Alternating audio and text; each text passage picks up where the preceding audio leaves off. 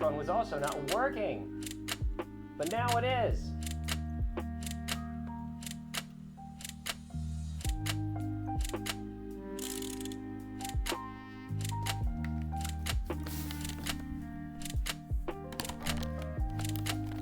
That should do the trick. I'm glad I caught that. How are you guys doing? It's good to see you. Hello, Jimmy. As I was saying before, I didn't realize that my microphone wasn't working. We have a different set of music today. This one specifically is from Purple Cat. I asked them permission to be able to check out their music, and they allowed us to play some of their music on the stream today. They have like over 400 songs that we could pick from.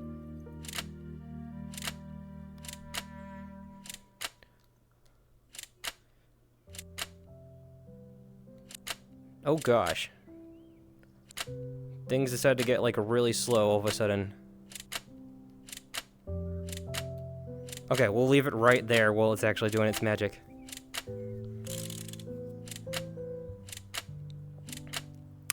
And as I was looking at it, it minimized. That seems to be a problem if you have like OVR toolkit for whatever reason. I'm not sure why it does that. So make sure that's like over there.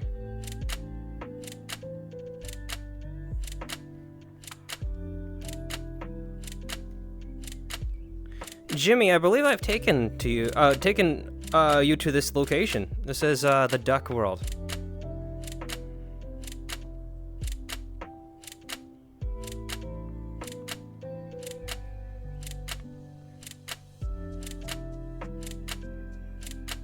Over in our bottom left corner, we actually have VLC. I was thinking about saying OBS for some reason, but it's not OBS.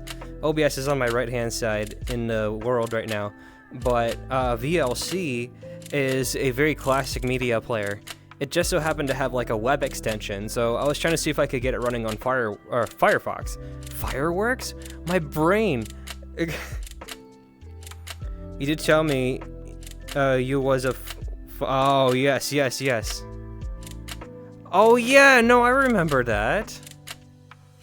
Yeah, that's when you started to meet a couple of my friends. I remember this.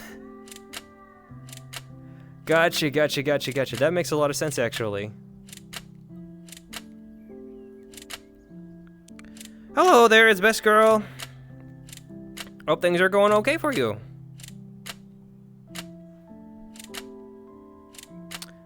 Oh my gosh, the freaking timer. I could have swore I tested it before everything decided to get going there. Okay. Just decided to lag on the stream. But why? That's problematic.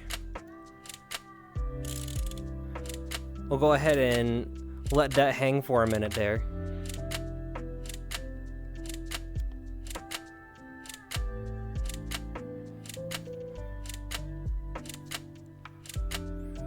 But yes, hopefully everything's going okay for you, as Best Girl. Only 3 minutes remain.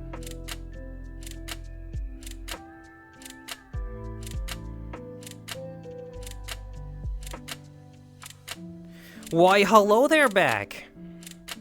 It's very good to see you.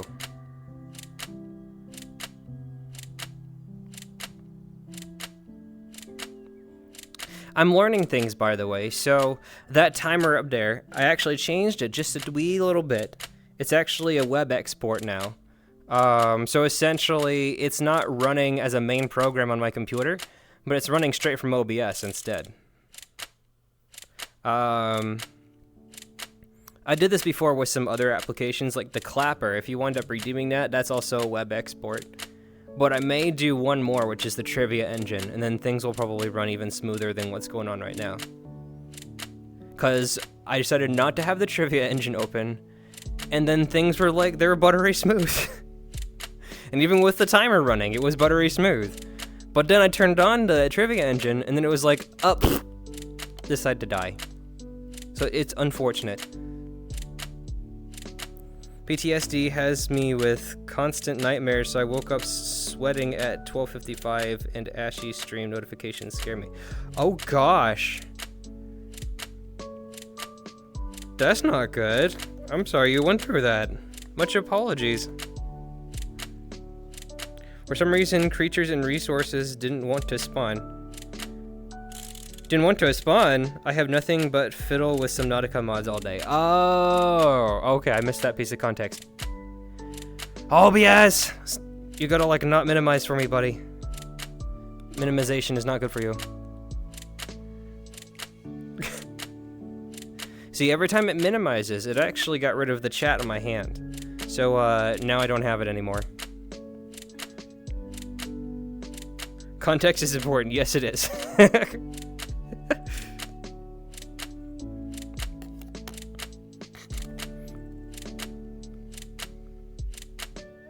I think I see a bear in the backup. No, I don't think you do. Dawn Twilight, I don't think that is a thing that exists. Especially not here, where there's a whole land of ducks. You see all these beautiful ducks that just want to hang out and just be. They want to be happy with you. We're less than a minute in. Holy cow.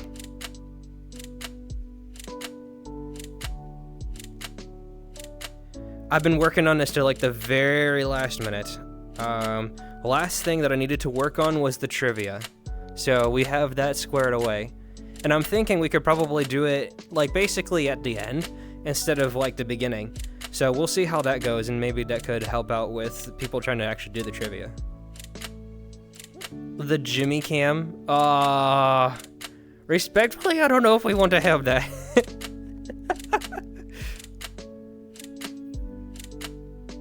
You show me beans. Yeah? I got good pause.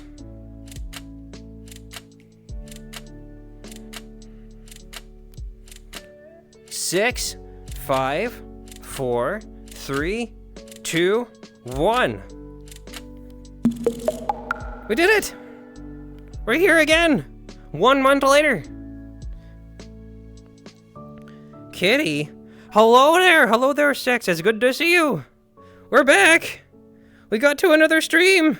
We did it. It's very good to see everybody again. Last month we actually wound up talking about pizza, and this was our debut. But since you guys enjoyed it quite a bit, and I enjoyed talking with you guys, we decided to go for another one. So this time around, I wound up making some minor adjustments to how the stream operates, just a tiny bit, just to make sure that there is performance improvements, which it seems to be like a mixture of things to improve, but I think I have one more step as to how we can improve it. But today's subject, we are talking about cats. It is the second most requested item to be able to talk to on this particular stream.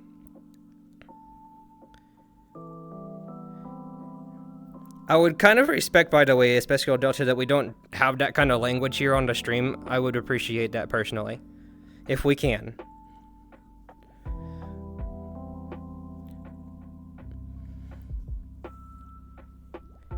And yes, Six Dawn is basically, by the way, is your boss. She is a moderator, so you probably want to listen to her. Anywho, we'll go right ahead and start talking about the cats. We have a couple of other folks, I believe, who are probably going to be stopping by here pretty soon. But we've got a lot to cover. I actually wound up discovering that according to the previous entry that we did, which was pizza, we have double the amount of pictures. Which makes sense, I guess. Cats are very lovable. We went from like 14 to about 34 pictures. Yes, she is a mod. So please make sure that you provide some good respect for our mods, and then we'll go ahead and get started here. But yes, okay, so here's how the thing will be covered, all right? We've got ourselves our history of cats. We have ourselves today's modern era of cats, and we move on to the anatomy of cats. Oh, sorry, the types of cats first. There's a whole bunch of different things. We'll go across its history, the types of cats, the DNA and the Fancies Association, which is a very interesting topic, and then the anatomy, basically how they wind up operating. Also, we have different quirks about cats that go all over the place. So that could range from basically how they react to certain things to maybe possibly you falling in love with cats. We'll get to that as well. And then finally, there's also a section for favorite breeds. So we'll go ahead and go to that. And then there are a couple more things at the end. One of them is trivia and the other is something else. That something else I will not be able to cover just yet, but we'll go ahead and do that very soon. OG VIP, baby. Yes, you are. That's true. That do be true.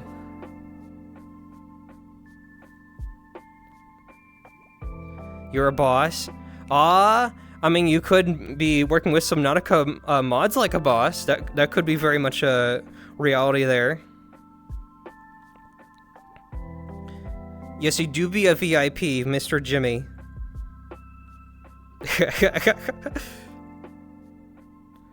Am I yellow? I'm unfortunately not yellow. I'm actually more of an orange shade here. I would say I would kind of like more like a orange popsicle kind of orange. Let's see. I'm very close. Otherwise, this is more of like a light cream color. Basically kind of like the orange popsicle cream color. No idea what Mango, Arizona. No! I have no idea what that is either. Hint, hint, nudge, nudge. I definitely did not Photoshop anything regarding that. Mango, Arizona. Oh, you can't see many colors? Do you have like color blindness? It's an interesting question because I think my dad has some color blindness. When you said 6 Dawn was a boss, I heard Dawn is a boss. Oh, you both can be boss. Oh my gosh. Okay, let's go ahead and get started. So for some context, for the most part, I wound up doing a lot of studying, focusing on the domesticated cat. There are a lot of different cats around the world for the most part. We have the wild cats, we have like big cats, small cats, but I was mainly thinking about domesticated ones when doing the research here. So we'll start here, and basically the question is, how did cats wind up taking over the world? And that's an important question, right? There's like a bird like staring at me right back here. You can't see him. If he like walks through the camera, you'll see him. But oh, he's coming. Never mind. Okay, I'll try to not be distracted by the ducks around here. You know, guess what? Sour spray taken. Huh? The sour spray of disappointment. Let me go get the sour spray of disappointment.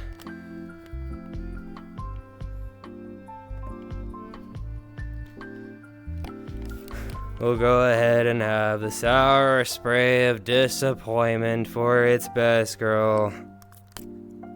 Wow. Exciting, intriguing, definitely sour to the highest extent.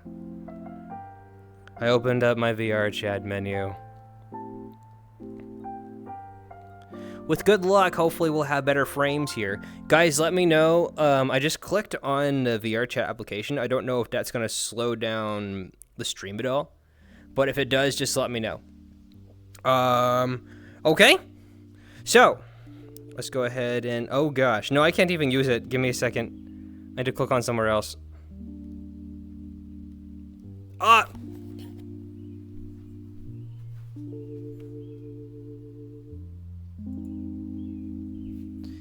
Yeah, that didn't work. Okay.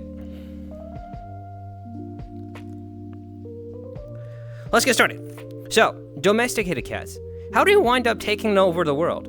It's not just domesticated cats, but more of an extension of cats that wind up being very important in today's world. So, early history. First of all, let me go ahead and grab... If we can grab the sources on OBS... Hello? Well, hang on.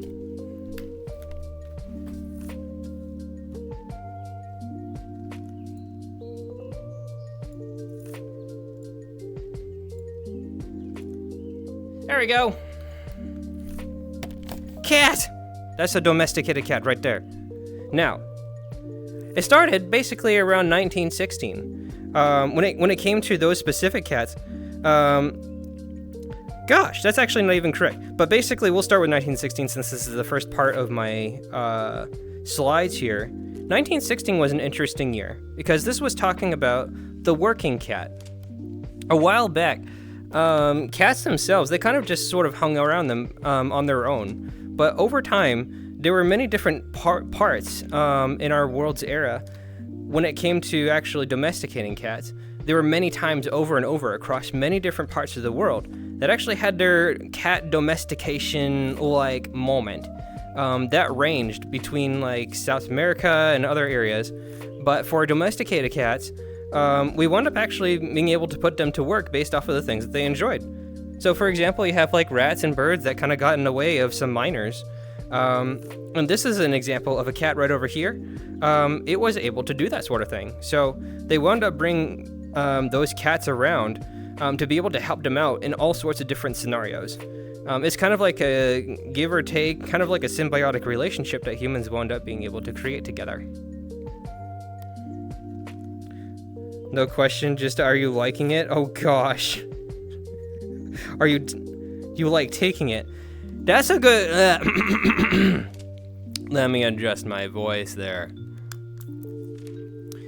It's Best Girl Delta. It's an okay taste. Whenever we wind up consuming it, there's a little bit of stuff that goes straight into the core of my throat there, which winds up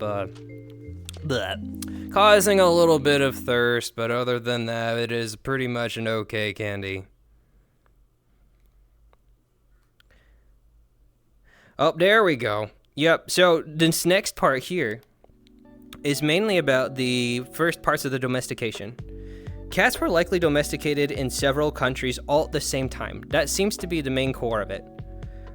So those countries can include things like Europe, China, Asia. Oh my gosh. Window not found. What happened? Things are wanting to fail right now. Okay, hang on. I didn't get freaked out that it didn't like OBS was there.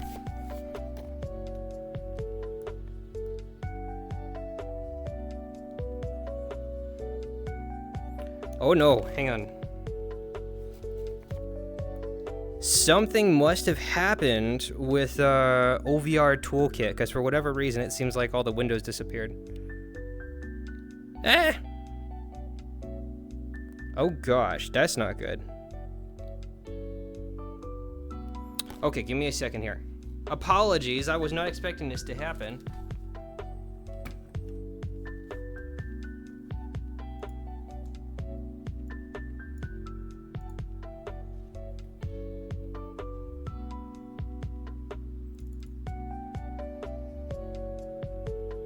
Did I point it the wrong direction? Oh, you know why? It was probably because the camera's probably reversed. More than likely, I'll have to probably reverse it back. Oh my gosh, the heck? The head of the goose.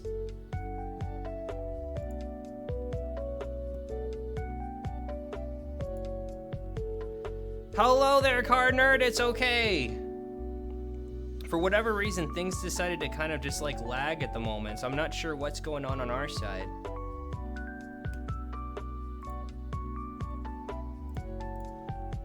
I'm just sort of checking all of our bases at the moment because for some reason things decided to like pretend that all of the windows disappeared.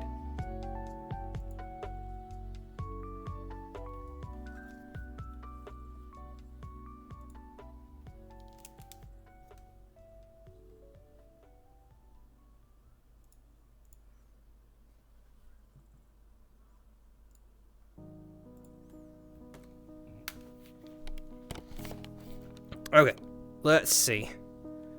So our frames are back. I'm not quite sure why OBS is not showing up. This is bizarre. Okay, so just for context, I have no idea like what's going on, but essentially OVR Toolkit just decided to make every single window disappear. So right now I have like something in my hand. It's supposed to be what chat is, but chat died, so we're gonna close that. Down here is supposed to be my Firefox window, but that's not showing, so I have to close that too. I may also try to just restart OVR Toolkit at this point, because I think if we can do that, then we can bring OBS and then the VR chat active window back. So we'll go ahead and do that. But I guess while we are doing that, let me go ahead and add some filler things. How are you guys doing at the moment? How was your Sunday? What'd you guys do on Sunday?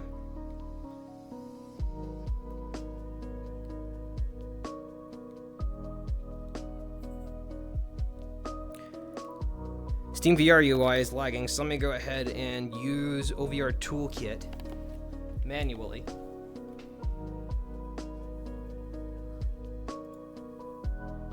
So I use LIV for VR chat. LIV is really laggy, Jimmy. I would not recommend using it for VR chat, especially for like streaming purposes, unless you have like a really beefy PC. In my case, I actually have kind of like a bizarre use case right now. I actually have the trivia engine running behind the scenes. It's Axel! Hello, Axel! Your LIV works just fine? That's okay. That's not too bad then. Hello, actually, you caught me right as my stream decided to like die, so I'm gonna go ahead and see if we can fix it again. But it's good to have you!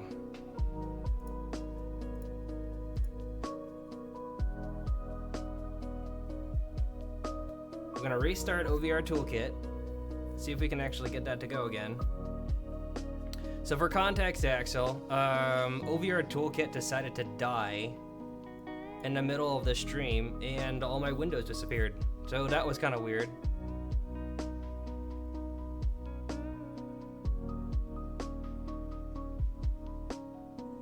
Yeah. Kind of strange. It honestly didn't happen last time, so I'm not quite sure what happened there. Yeah, no, that's fair. Can you explain quantum physics? That's a very good question, it's Best Girl.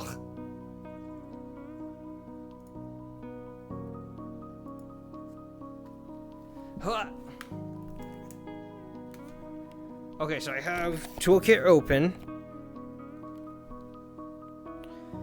So now let me grab this over here and let me edit windows. Let's see if OBS properly pops up this time.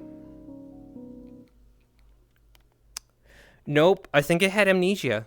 So, we're gonna have to fix this. Oh, there we go, finally. Okay, cool. So now, oh my gosh.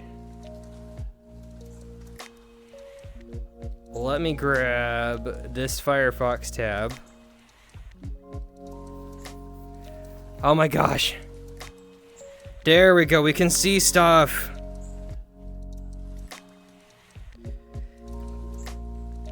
Could also be my hardware trying to flip-flop between iGPU and DGPU because reasons. Oh no. That's not good.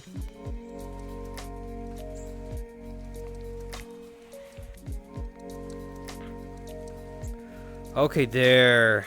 Finally. I think we're in better shape now. Oh!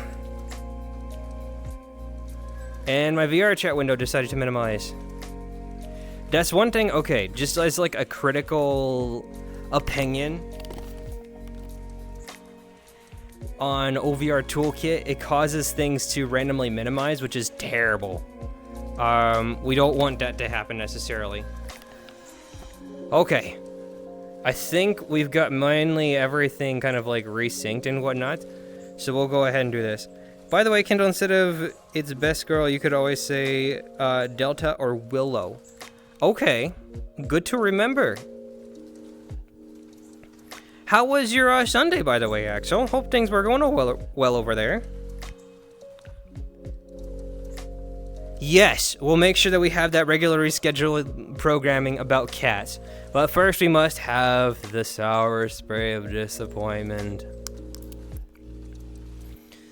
The quantum physics and mechanics is something that I do not properly understand. However, I do have a friend, their name is RCACE95, that understands physics and quantum mechanics pretty well, as far as I'm concerned. That's kind of the extent of my knowledge, is that I know somebody else that actually knows the subject. Anywho, we were talking about working cats and the domestication across many different countries. What's very interesting about cats is that they wind up all being able to have their own domestication moments across many different points of time and many different areas of time. So in my list here, we have things like Europe, China, Asia, South Africa, and the Middle East. There was a common ancestor for each one that they were linked to as well. So when tested in a lab, each species all linked to the same origin. That's something that we can deep dive into later, but it is a very interesting fact. So basically, cats have kind of stayed very much the same in terms of how they operate, with the exception of a lot of aesthetics that were actually bred by humans over time, which is very fascinating. So you'll see a lot of cats with plenty of consistencies. And what I think about too is basically how cats wind up even the big cats, there's always this meme on YouTube where you have cats that kind of just act like the little ones, right? Your giant tigers wind up being the little cats, and they wind up acting like them too. It's probably because they all have the same DNA, which is amazing. Been busy trying to get things up for this week. About to get into VRC to record. Oh, okay. Sounds like a good plan. Back in my homeland, Berlin #1, ooh, Germany always 6 hours ahead. Oh gosh. Okay. But yes, domestication of cats is very interesting in the way that it wound up just going across different areas. I don't remember if I put this in my notes, but I do want to say it anyway. There was a time during the Stone Age, which was very interesting, that I was reading about. According to some research that happened, they were researching a couple of burial places that happened inside the Stone Age, and they actually discovered a human with their cat. So beyond the 1916, which for some reason was very early in my notes, and I even put it in my slides that way for whatever reason, cats have been around for a while, even in the Stone Age. And there was also even the ancient Egyptian times. More specifically, it says 1500s, probably 1500s BC is what I was probably trying to put in there. But even before then, oh yeah, okay, there we go. Even in Egyptian times, yes, there were plenty of times where over in the ancient Egyptian times, cats were not only their pets, but also they were very much celebrated as gods, which is very wild as well. OBS decided to minimize, and we'll make sure that it is up again. There we go.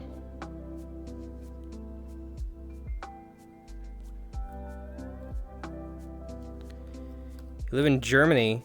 That is wild. Enjoy the spray, now take it and wait. Oh my gosh.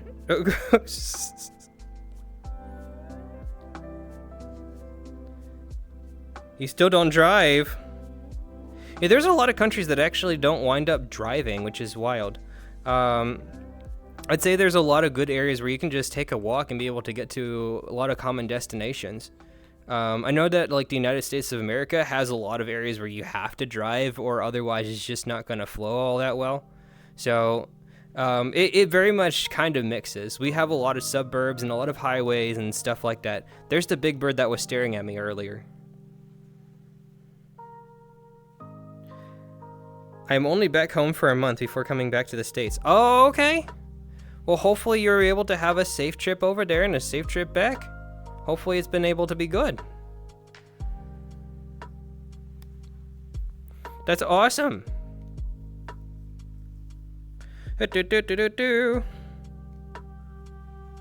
Yes. Cats put themselves around human environments. So when we wound up hanging out with the human beings, it was important. We wound up seeing that they had very good things around. Mainly things like mice and birds. They wound up surrounding their areas. We don't know why they have these things called crops. And as a result of that, we hung around them, but they had very good stuff in order for us cats to be hanging around. it gave us a very good incentive to just, befriend the humans. Let's see if we have another picture inside our gallery.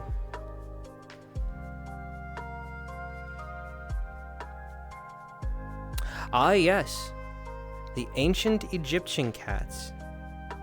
So, this winds up starting the section about the early anthropomorphic cats. These are some of the most important cats out here because they wound up setting a precedence for how cats wind up coming to this modern day era. Let's see, I take public transportation. Driving is for, oh my gosh. You see, over here, I am not able to actually go anywhere without a car. That's what's really crazy about where I live. So there's some areas like in New York City or other cities where you can actually just take a walk to the destinations you need to do. But no, where I live, you have to absolutely drive. It's impossible. I mean, technically, in some aspects, you could take maybe about an hour's walk and actually to get out of the neighborhood sometimes. You could also take another hour or two to actually get to your destination. That's also very painful. Also, hello there, Salsa Water. Very good to have you. Hopefully you're doing okay today. How was your Sunday? The only valid car is the BMW and Volkswagen. I like Volkswagen, my gosh. Do you know about the Volkswagen Beetle? You know the one that Herbie was actually part of? Herbie actually was a Volkswagen Beetle. That's good to hear, buddy. We're actually on a very interesting topic, which is all about cats. More specifically, we're going to be talking about the anthropomorphic cats over here. You know what? Let me go ahead and flip my camera around. But yeah, anthropomorphic cats. This is a very important part, right? Because, for the majority of human history, cats wound up being on just all four legs. Somewhere, we wound up evolving a little bit more. And this is kind of the start of that. In the early ancient Egyptian times, there was a rumor being set around that there were 3 different ancient cat gods. This one is called Sekhmet. This is the fire-breathing cat. They thought to have caused plagues, but also heal the sick. So it's kind of like a mixture of what this god would wind up doing. But Sekhmet was a very powerful cat god in the ancient Egyptian times. This one right here is named Bastet, goddess of the sun, warrior, fighter of the snake called Apep. So we have one that could cause and heal the sick, cause plagues and heal the sick. Then we have somebody that can also be the goddess of the sun, so basically just take care of the day and the night. And then also, there's another one. Their name is Mafdet. Mafdet is the hunter of the night, savior of the dawn.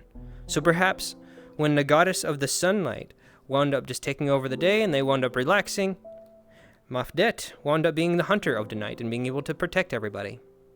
So, very special anthropomorphic cats that were around. Okay, Salswater, thank you for stopping by. Hope you have a good rest of your evening, buddy. Why not cats with fedoras? I mean, they come eventually. That's a very important part of cat history.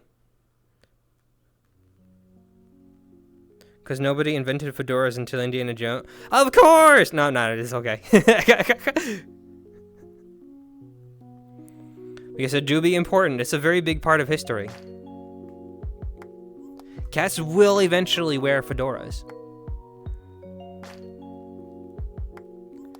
Further down, we actually have a very interesting part of history, which is not just like the fact that, we had rumors of anthropomorphic cats that could walk on 2 legs, but they were further cemented in the 20th century. Humans wound up living their own lives in history, but over time we've started seeing more real observations of cats that wound up coming around in the 20th century. We'll give you our first example right here. This real example of a cat, his name is Felix the cat. He was born in the year 1919. In fact, what was interesting about Felix the cat is that he was one of the most recognizable characters in history. People wound up documenting Mr. Felix the Cat in something called a comic book. It is very fascinating. He wound up being very famous, actually. He got documented in there. He wound up having all sorts of shenanigans that happened in the 1920s. But then something strange happened. There was anthropomorphic cats that wound up getting a lot of attention, but then there was a mouse somewhere in the 1920s. One could call him potentially Mickey, but we don't know for sure. It is very painful. It's a very big part of an Achilles heel that wound up impeding our kind. I need 5 more points and you will take despair. This guy says legends of 2-legged cats appeared. These ain't legends. You know who, you know how I know? I am something with him right now. I'm watching him right now. Oh my gosh. No, that's true. I mean, they were more like rumors at the time, but over time they wound up becoming more of a modern standard, right? But unfortunately, we just never saw that come to light in the human lens. You know what I have right now? I have a human thing called Wikipedia that I am trying to understand all this stuff coming through. But for whatever reason, they just don't document everything, right? So we have ourselves Felix the Cat, but he was very famous with the humans, back with those comic books. In fact, Felix wasn't alone when it wound up coming to those things called comic books. They documented yet another one, and this time, this cat wound up being able to be on this thing called television. You know, that big old TV. This one, his name is Tomcat. He wound up starring, he got very famous in this amazing, beautiful, I wouldn't say soap opera, but it was a real-life enactment of something called Tom and Jerry. Tom and Jerry was amazing. He actually was the main character. Maybe we'll call him the main character, but there was also this one. We don't care about him too much. His name is Jerry. He was a mouse. But it was kind of a reenactment, you know. Mickey Mouse wound up trying to take over Felix the Cat. You know, this could very much be like a realistic scenario of perhaps, you know, the feelings that perhaps Felix the Cat was experiencing. The hardship for the fact that the mouse wound up taking over his entire vision. Tom and Jerry was a very important part in history because, you know, he was able to chase down Jerry quite often. He went in many different adventures. He wound up being on a bow. He wound up being a cowboy. He wound up even going into the Wizard of Oz at one point, which is definitely a real place. His hand's a little, he needs to swap that angle. What happened? Oh yeah, no, for some reason it was pretty sharp turned on there. Oh, one other thing I should say. Felix the Cat, he's not alive at this point. 1920s, it's a long time for a cat. But he actually wound up going into something called the public domain. This is pretty exciting. So the public domain is essentially a place where it's a nomad's land. You can actually create your own Felix the Cat. In this case, you can't really name him Felix the Cat, but you can use the character if you want. It's going to be a black and white cat, and you can wind up putting him in your own little scenarios, even in like modern day time. That's the really awesome beauty of the public domain, is that you can actually create your own scenarios with him now, which is really cool. Oh, Felix didn't mean to put his hand like that. I have no idea. It was kind of like an old artist representation, and then redone in SVG, which is actually pretty cool. Yes, Tom and Jerry wound up being very much a crazy documentary, possibly about how Mickey wound up taking the spotlight of Mr. Felix the Cat. They went on many different adventures. It was amazing.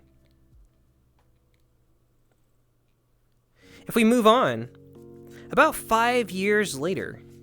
Oh yeah, no. Before I go, I should also mention that for some reason, Tomcat is actually over 85 years old now. It's pretty wild to see like how long Tomcat has actually been in the media for a while. I remember personally when I was very young, I used to watch Tom and Jerry at our old house. And then we wound up moving to our new house, and we still had some old VHS tapes. We even moved on to, I believe, DVD. There were a couple of cases where we actually got to see more of Tom and Jerry after that. So it was very fun. But no, they're 85 years old, which is crazy. And things crashed again. That's not good. Edit, spawn a new window. That's bizarre. Ugh. Okay, let me take a look at stuff.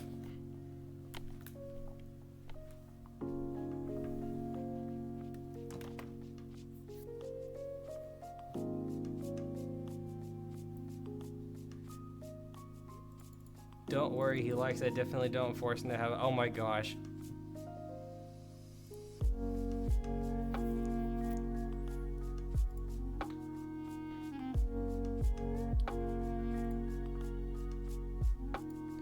I'm not quite sure why OVR Toolkit just decided to fully restart.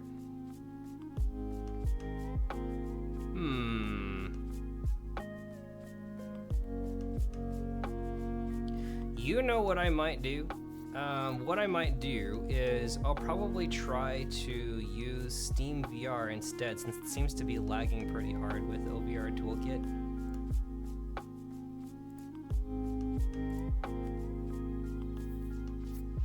VHS. Older than the Egyptian tomb.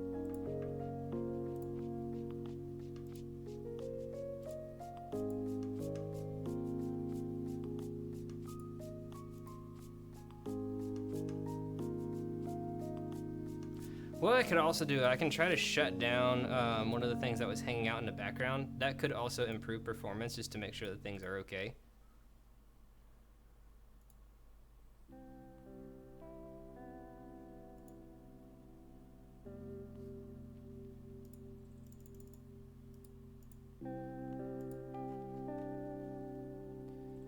Let's see, OVR Toolkit. Oh, that is bizarre.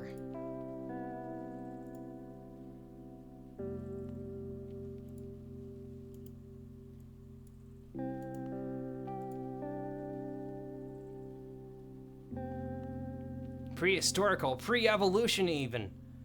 He was Earth CO. Oh my gosh. Yes, we have had to exist in order to make sure the cats were able to be dominant in this world.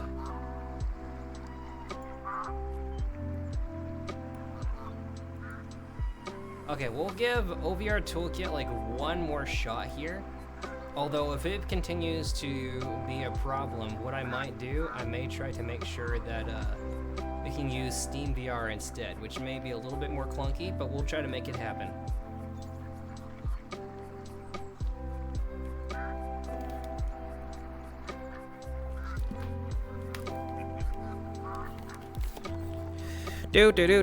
Do. My gosh, everything is like extremely smooth right now.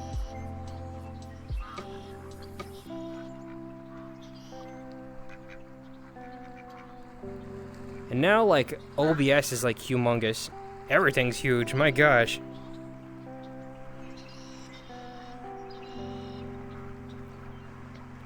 Let me grab this.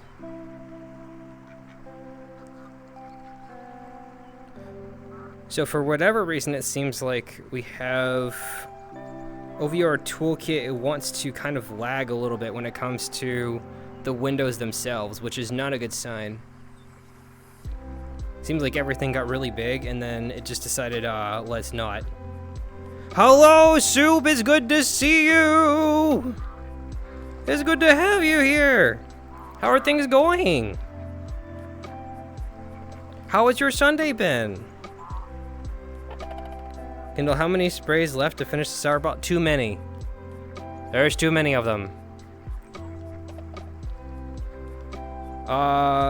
Let me see here.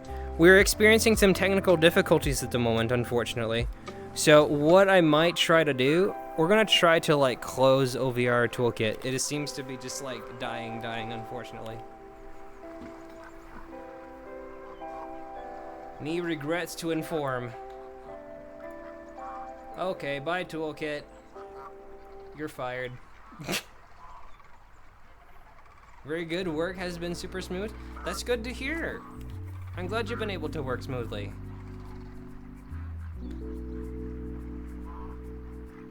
We'll probably need to have those 5 deep breaths if I'm being honest. Okay, so I think I killed OVR Toolkit. Let me just double check. Nope, still running. We are going to create ourselves a pseudo setup. So what that means is that we're gonna have a basic setup where Steam is kind of like hanging out over here. I know! OVR Toolkit? OVR Toolkit is being mean. It was working the last time, which was honestly kind of weird. I got all my frames back, but now we have to be able to put things like OBS back over here. So let's go ahead and do that. We'll go ahead and grab... Oh. Steam's lagging just a little bit.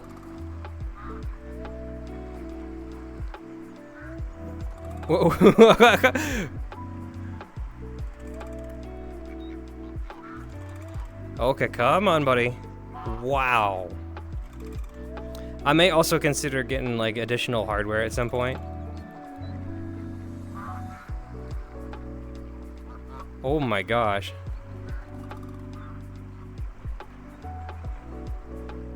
Why did my body break? That's a great question, because I'm using something called an Xbox 360 Kinect. We're actually able to track our whole body without necessarily having real points on our body, which is really cool.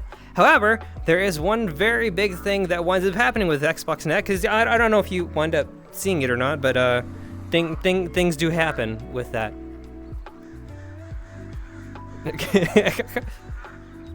Fluffy Space, hello there! Things are going okay, Fluffy Space. I would say that, like, maybe it would be a little bit late, but to be on the honest side, I think Stream decided it wanted to be late on its own because we were trying to use OVR Toolkit, and OVR Toolkit was dying. So we're not gonna have that. Sets up Cuddle Puddle for chat. Aww. Much appreciate. Okay, so whoops, that's the wrong one. Let's grab that. Oh, gosh. Oh, no. Okay, so here's what I'm going to do. I'm going to go over here on this window, and I'm going to put it on my hand. So we're going to dock on left controller, and then we'll be able to see you guys over there. I'll have to do some moving around when I actually go into the Steam VR user interface. But then I can also go over here, I'll go to OBS, and then what I'll do is I'll put OBS on the side. So we'll do Floating World, go over here. I'm taking the easy route right now, so I have like 2 monitors really. So we got you guys over here, and then we've got OBS on this side. Okay, I think we got something. I think we actually have something now. Unfortunately, OVR Toolkit is fired, so their job has been emancipated.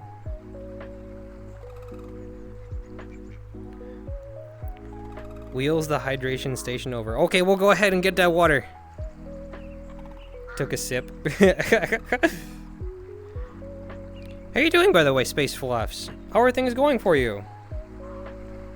Not thirsty? Wishing good vibes your way. Oh. Hang on, so I think there was a sour spray thing. I don't remember what that was. Oh, it's just literally sour spray of disappointment. Okay, so we got 3 things. We got ourselves a... That was cut to the chase. Why do you have 2 monitors and not 3 or 2? Such is a weird number when it comes to screens. That's a good question. I've been doing that since 2016. So I would say I had 2 monitors overall for a while. So one was my main one. I had like a square monitor that my father had for his old laptop. And then I also had a laptop, which is monitor number 2. Monitor number 3 at the time was actually going to be one that my father gave to me for college, which was amazing. I was able to think of 3 different purposes for those monitors. One tends to be Discord, another one tends to be a main monitor, so I do whatever is over there. And then a third one could be something like my file manager or something like my task manager, or just something behind the scenes that I don't need to look at frequently. I tried doing up to 4 monitors, but I honestly can't think of a reason or purpose to put something on a 4th monitor. On my stream setup right now, so what I have is a main window with VR chat and a couple other things. On my other monitor, the one on the right hand side, is actually got OBS here on the right hand side. Left hand side, I have Discord, a couple of web extensions, and even the Twitch chat. So we've got like a wide variety of purposes, but it's great for streaming. Okay. I'm gonna go ahead and hide chat for just a minute because there is actually some things we gotta do. So we got the sour spray of disappointment. Wow, amazing. That was not a full spray. There we go, that was a full spray. And then we actually have the 5 deep breaths. You guys can join on this too if you want. So 5 deep breaths, basically we're gonna take a minute to relax. We'll go ahead and do that right now. Breath number 1. And out. Breath number 2.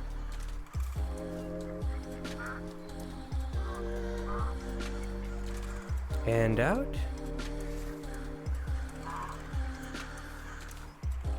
Breath number 3. And out. Breath number 4. And out. Breath number 5. And out. Now I'm thinking about like the 5 deep breaths. We should probably get my heart rate monitor on stream at some point. I think that would be really fun. And you guys can actually see what's going on with my heart itself. And then there was the hydrate. So give me 1 second while I go ahead and hydrate.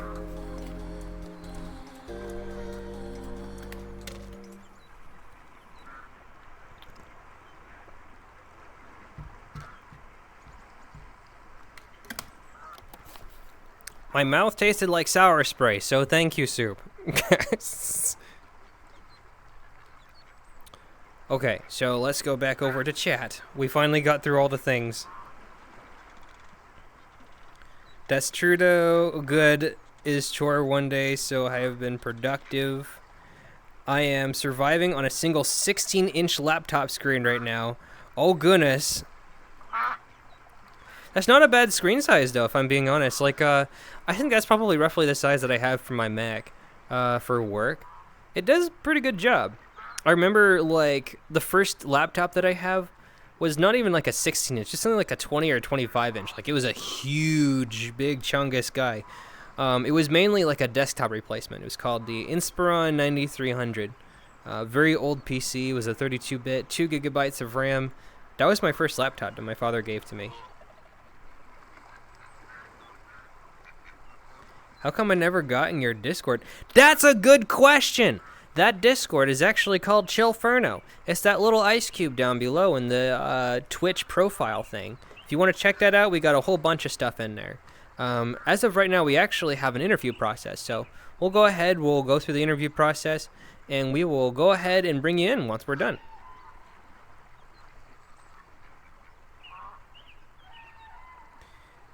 You love me no more. I don't know if that was a thing in the first place, Best Girl Delta. Good job, dear. Take those breaths. Thank you! You deserve to be calm. Oh, jeez, this spaghettifying is weird. At some point, I'm considering getting, like, actual trackers. I think that'll be important. You should also, I've been thinking of adding deep breath onto my channel points redeemed because I've been trying to add. Yeah, it's a good thing. Honestly, I'm kind of happy I just added it. It was kind of like spontaneous and on the fly, right? But I thought it would be good because then that way, like, your mind can have a good mental reset. Because there's a lot of stuff that your brain thinks about, like, very quickly over time. So then you can easily get stressed very fast. So it's good to just take that time and slow and have a good reset. I do not work on this laptop. I'll play all the time for this thing. I get it completely. Reminds me of my Steam Deck, to be honest. Okay, I think with all of that out of the way, let's go ahead and talk more about the cats.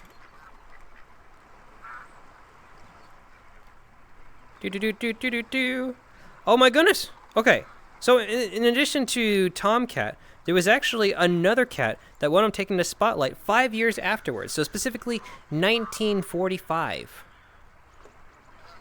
His name is Sylvester.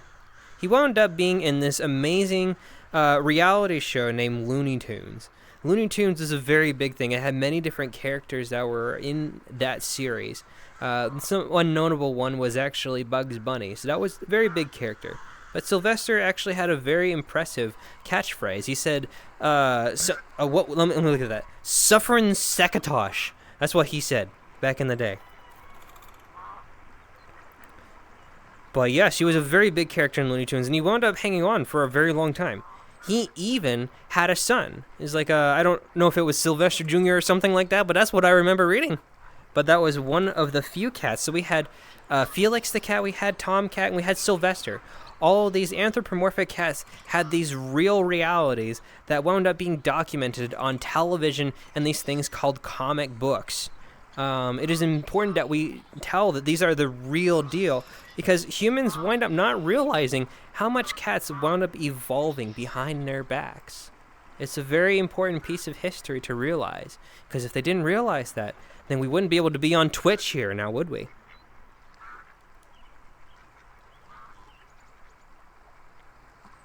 Oh, good night, Delta. It was good to have you. Without the medicine I can only get in America, I'm afraid it's not possible, but thank you. Oh, I see. I'm loving all the burbs. Oh, yes, this is one of my favorite places to hang out in.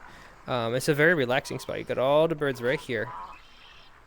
That one's also, I don't even know what that is. It looks like a crane or something. You want to hold burb? The bird, if actually, give me a second. I'm going to show you something very fun about this world. I'm going to go back over here. So, you see this table? This table has all sorts of different treats for the ducks. Oh, sorry. Let me grab my hand. Go over here. We're going to grab this pear. We're going to come back to the camera, okay? So, yeah, they do that. I don't know if you'd be able to hold one because they'll eat all your snacks first. Oh gosh. Yes, yeah, what's up, Doc? That's what the Bugs Bunny said. We come back. Now, we're just gonna wait a minute. Here they come.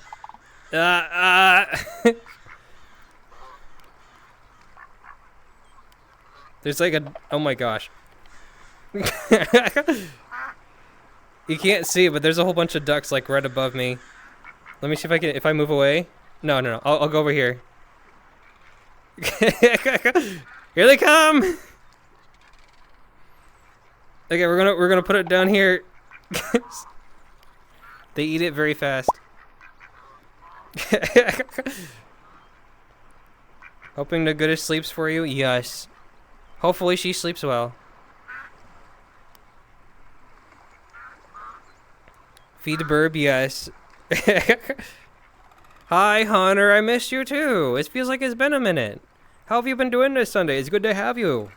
We're documenting the whole different history of the real life anthropomorphic cats. Sylvester there, no, that's an actual photograph of him in his own reality show named Looney Tunes. We actually have a couple other pictures too of like Tomcat and Felix the cat. Those are a couple others that were really there making big history while humans were just sort of, just looking on the sidelines. They were giggling once in a while, but no, for sure. We were making history and we're slowly getting our domination in. It started even in the ancient Egyptian times. I know. They're very famous. They're like all over the place. Like humans love them. They love them so much. You have to lurk. Okay. Sounds good, Soup. Good luck with the lurk. Wait, does bro have plans for world domination? I don't know about that. We'll have to talk about that a little bit. We'll see. But to be honest, let's be real. Humans, they're kind of boring. They've got a lot of things going for them, but ever so slowly, I think over time we've seen cats being able to evolve to a point where we could probably do a takeover if we wanted to. Just saying.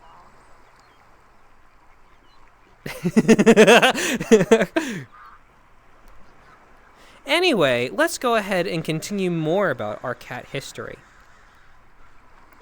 It gets very important. Oh, yes. Okay.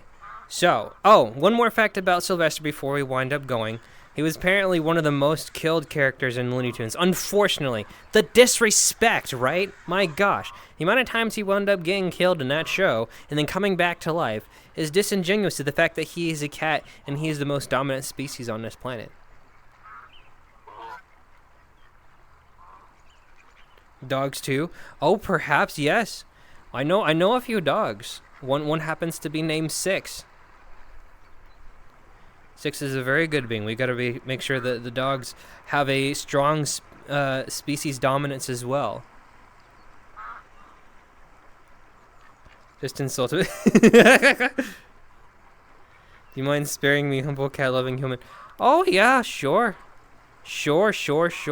We'll make sure we can have your place. I know that you humans enjoy pizza.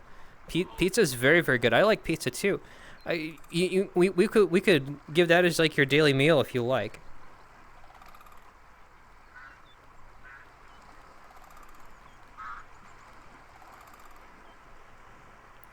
Okay, so we'll go ahead. So, back in the 1990s, humans made this very impressive invention. It's called the internet. It wound up happening in the 1990s. This is a very exciting point in the human history, but more importantly, the cat history. When cats wound up getting parts of the internet, we wound up being able to do something very interesting. We made humans laugh. And here's what's about to happen with them. Go ahead and start our documentation part of this. Oh yeah, by the way, our resources today with regards to the internet era come from a very important and very accurate resource. It's called knowyourmeme.com. Heavily vetted for very good information such as this. We'll go ahead and begin our slideshow, shall we? Ah, yes. One of the very first memes that were out there. You know, why would you ever have booze, right? You don't want to have drinks. Why would you do that? You can wind up having cats instead. This is a very important meme found in 2006. We wind up taking over their bottles. We don't need them to have an addiction to something that constantly causes them to fall into a relapse. They wind up feeling bad later. Why do that? You can have us instead. If this takeover progresses, I may have to join the horde and become a kitten. Oh, that would be a beautiful thing. We'll have to talk about that a little bit. We'll have to just a little bit. Ah, yes. So the specific thing... Oh, no, I messed up. Okay, so, 2006. This was something that was fascinating. It's called Catterday. It was introduced as a concept in 4chan around that time. Whenever that happened, basically they would go ahead and post a picture of their beautiful cat. Now, the Catterday wound up happening across many different social medias after that. Started in 4chan, but it now happens everywhere. You can't escape it. It's a beautiful thing. And then further down the road, 2009, you know, maybe the birth after the YouTube. YouTube was 2006. You give it a few more years. We then have the Booze Cats, which is right there. Well, right here, I should say. But these guys, they wound up replacing those bottles into a thing that is more wholesome, more beautiful, more cuddly. It is very much important to human history as it is to cat history, because we started taking over. We became their addiction.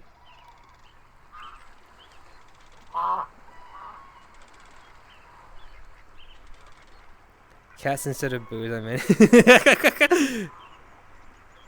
Yes, I would heavily agree. Especially in 2009. Now, here's another interesting one. This one is a very important meme in history. It started in 2006. This is Mr. Ceiling Cat. Not much to say other than he wound up finding a spot in the top of there. He wound up spying across every human being in existence, really. He wound up creating such a big rise that, more cats wound up coming as a result of this. Here are some more examples of cats. We have ourselves the Long Cat. Mr. Long Cat over here, he wound up also being very popular. Very tall, very impressive. Much impress. Also, we have a very interesting one with a slight fascinating history to it. This one right here is called Trash Cat. He's not very amused, unfortunately. He wound up getting in there. It's kind of humiliating even. It's unfortunate, right? Because if you wind up having this cat, he goes straight into the trash can. He's just doing his own thing, and then the human thought it was funny. It's not funny. It's unfortunate, really. But this human may have not even had, an original thought even. It might be even a disgrace, because here's what I found, okay? According to Know Your Meme documented this. Lime Cat over here, he's not pleased. He's not pleased at all. This is a strange thing. So he's not pleased. Trash Cat is not amused. Do you see the connection there? They're just sort of being annoying to these cats. It started with these guys, for whatever reason. Welcome back. It's very good to see you. Also the neon green instead of the purple. On my account, I'm orange. Well, what's interesting for me is that you're actually dark green as your username. So it seems to vary depending on what person is actually viewing what. I'm not even sure how Twitch decides to do it. Actually, no. So it's only gonna change your color if you haven't set your own default color. I think on my side, if I were to chat, it should be orange. If Axel chats, it's going to be red. But then otherwise, I think if it's randomly assigned, it just means you haven't set your color yet. So you'll probably have to configure that. Yep, you can, exactly. That's what you gotta do. You are cute. Well, thank you. Hello there, Mexican Candy. It's good to see you. Chose bright olive green. Well, that's correct on my side. I can see that that's the color that you chose. Now, Goosebumps, do you see the disgrace that's happening over here? Lime Cat, he got humiliated by his human. It's sad. It's sad, really. You want to see what happened after that? Trash Cat. He's not amused. Something happened. Look, I'll be honest, okay? The internet era was great for us to be able to spread through humans, especially because we had booze cats. Oh, that's Long Cat and Ceiling Cat. Here's booze cats. Booze cats over here. They wound up taking over the addiction that human had, and they wound up becoming a lot more wholesome. It's a beautiful thing. Undeniable facts. We wound up taking over. The Booze Cats is a very huge example of such a thing as this. Let's go ahead and talk about other things that have been documented in the internet era. Go here and here and here. What is the next one? Ah, yes. Keyboard Cat. Keyboard Cat is a very interesting one. He started his career in 2007. Keyboard Cat is interesting because he wound up getting millions and millions of views on YouTube. What's interesting, he's wound up living a nice, long, productive life. I remember I heard a whole Facebook post that he actually died, which is very sad, but it's something that he wound up providing a very huge legacy across the internet. One of the first instances where, cats started to truly evolve. We had our anthropomorphic heritage here, but the quadrupeds, even the quadrupeds started to get very intelligent. They started to be able to play the keyboard. It was impressive. People saw that, and they saw the dedication that went straight into that cat's heart and soul. It was incredible. Kindle, thou shalt be relegated to the background process while I comb through 240 card pictures. Oh gosh. Well, hope that goes well. The main tip that I have for you, because I saw that you talked about it in IRL pics, make sure that the license plates aren't shown. If you can do that, I don't know if that's something that would be easy to do, but we want to make sure that your location is actually safe. All right, buddy. Also, on a side note, our music stopped a good while back. We've just been listening to the ASMR of the ducks. Let me see if we can fix that. Boop. Might also have to set it to shuffle. Replay. There we go. That should do the trick.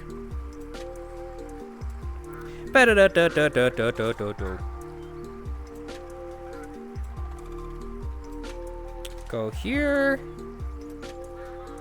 I'm actually not sure how many plates I ended up catching in the shots. Okay, no worries. Yeah, I can do it. Okay, sounds good. What I would probably advise is that you can just pick the favorites that you enjoy. And if you enjoy them a lot, you can share those. And if they have license plates, you can just remove those. You're lucky I cannot summon one person. That do be true.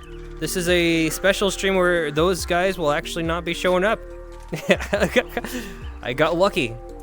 But yes, Keyboard Cat, he wound up evolving his skill set beyond anything that one cat was able to do. He was able to show that and prove it to the world. Something that humans have truly appreciated and has welcomed us more into their lives. Let's move on.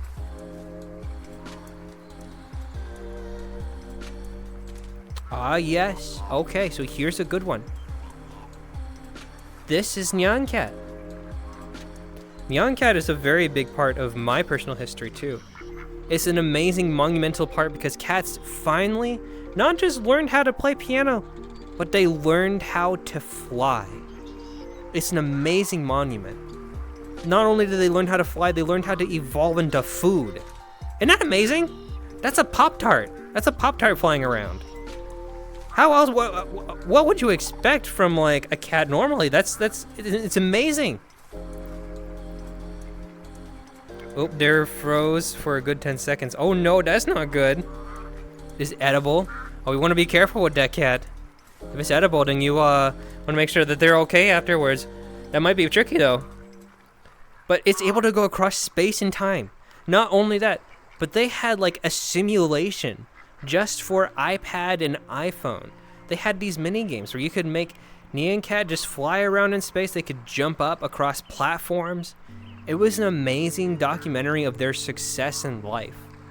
Now, there was one particular being in my life. Her name is Sixton. She actually saw a lot of this happen directly on her iPad. She witnessed that history when she was very young.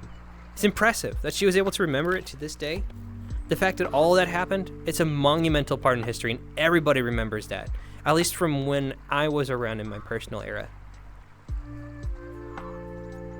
So Nyan Cat, huge part of history, just right next to Keyboard Cat. They were able to evolve what a cat's supposed to be to the next level. We have our anthropomorphic cats. We have our internet cats that evolved the definition of what a cat is. It's amazing. Can I eat him? That's a very complicated question because I mean, he could. Oh my goodness, we got a raid! Hello there, Morless! It's good to see you. Hope things are going well today. Very good to see you. Did you wind up doing some Beat Saber today? How did that go?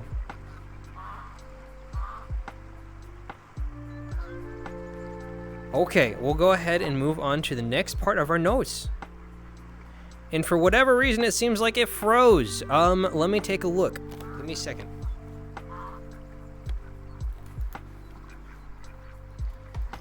I must have closed my notes. That's probably, oh, okay, no, I changed the tab on it. That's what happened. Okay, now we're getting to the best part. All right? The best part is right in front of us.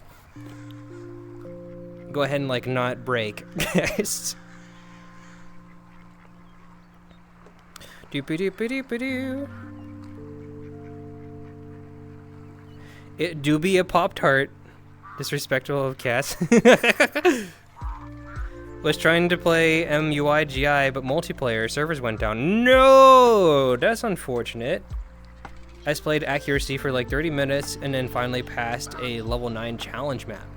Nice, dude. That's not easy at all. Also somehow passed level 13 on a site shred. My gosh, you've been busy, my dude. Congratulations on all those. That ain't easy. Okay, looks like we got ourselves some 5 deep breaths, so let's go ahead and do those. Okay. Breath number 1. Breathe in. Breathe out. Breathe in. Breathe out.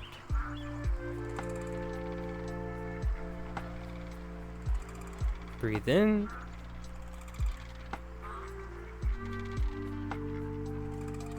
Breathe out. Breathe in.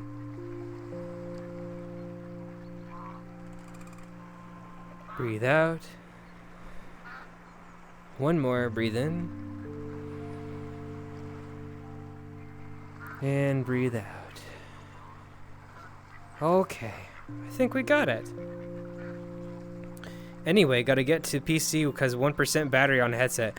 Okay, sounds good, more or less. Hopefully be able to get there in time there. Somehow I don't think the best part is Kindle's cat having some serious biological issues. Sometimes things happen, okay? Sometimes the fabric of reality likes to do things. Sometimes I do a little bit of fancy smancy yoga, you know what I'm saying? Okay, so this is the best part, okay? So we've gone through the Egyptian era, where anthropomorphic cats wound up being quite dominant, taking care of the human beings. They didn't even realize it was happening, I'm sure. It's rumors, I'll just be honest with you. It's rumors, but I'd like to think that, you know, those cats took care of people, they took care of their daytime, they were able to heal the sick, able to defend in the night. It's the whole coverage. And these cats have, like, such amazing skills along there. We also had cats that wound up slowly becoming working cats, that wound up helping the humans out, you know, in exchange for a mouse or a bird, that wound up helping them out. And then those cats wound up evolving. They took a next level into the internet era. Not even that, no, before I do that, they had real documentaries of like cats that actually managed to start to walk on 2 legs. They had Tomcat, they had Sylvester, and then they had Felix the cat. All 3 of those cats were real and had beautiful documentaries created just for them. In addition, they had internet cats that evolved, the quadruped versions of those cats. We had the boost cat, the ceiling cat, the long cat, the nan cat, and the keyboard cat. All those guys were very important to what brings us up to the final and beautiful evolution of what cats are today, all right?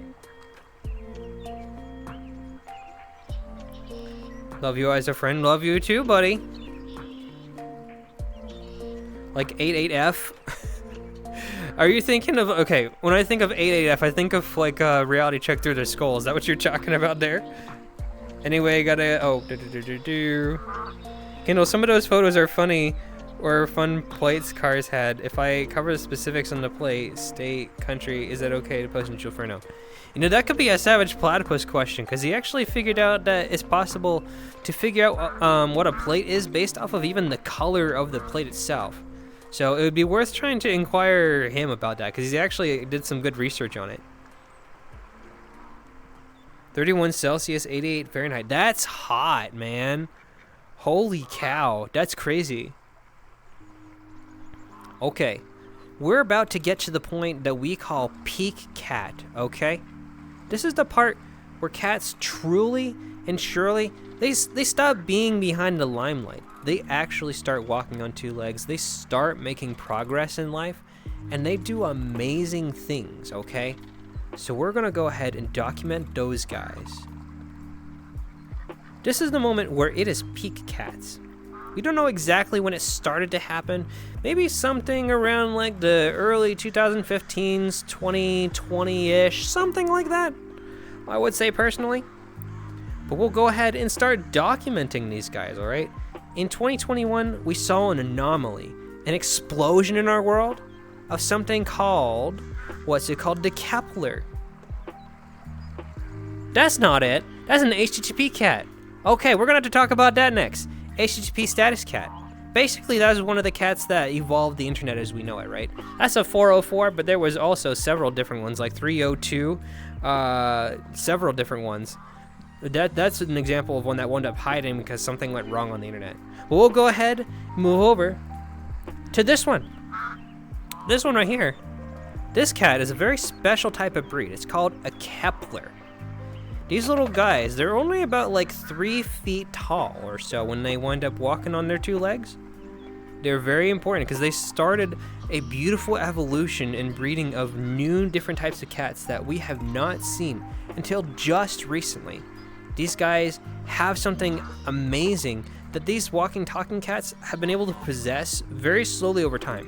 It's called being able to speak English. We learn the human language. It's amazing.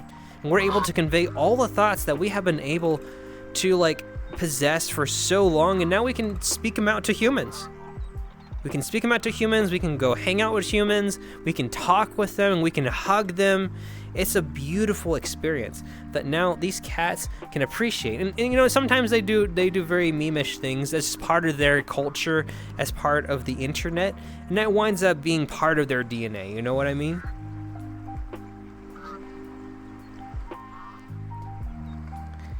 How about I cover the ones from the state I'm from? Yeah, that can be true. I mean, if you do that though, I mean, one thing that I think about is like people could kind of narrow that down. It'd be something worth asking.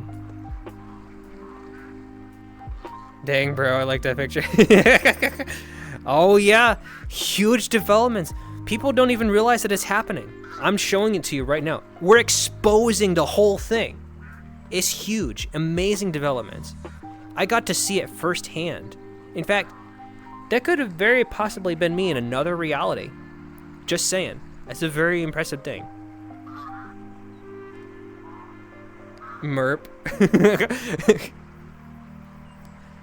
But there was a very impressive evolution that cats wound up having over time. This Kepler, huge part in developments of like how cats wound up being able to talk to humans over time. I'm gonna actually move OBS over here because I keep looking in this direction. However, the stream's over here and I'll be able to take a look at all you guys over here. So, move on. That's another picture of a Mayu. This is an example of Mayus being able to bond. They love each other very much and they're able to get very cuddly and very soft. This is an example of one being in a Halloween environment. This one right here, they have very diverse designs. This one that is being cuddled right now is a regular orange one, but then behind it is a beetle. This one right here evolved to have like spikes and stuff on its back. It was impressive.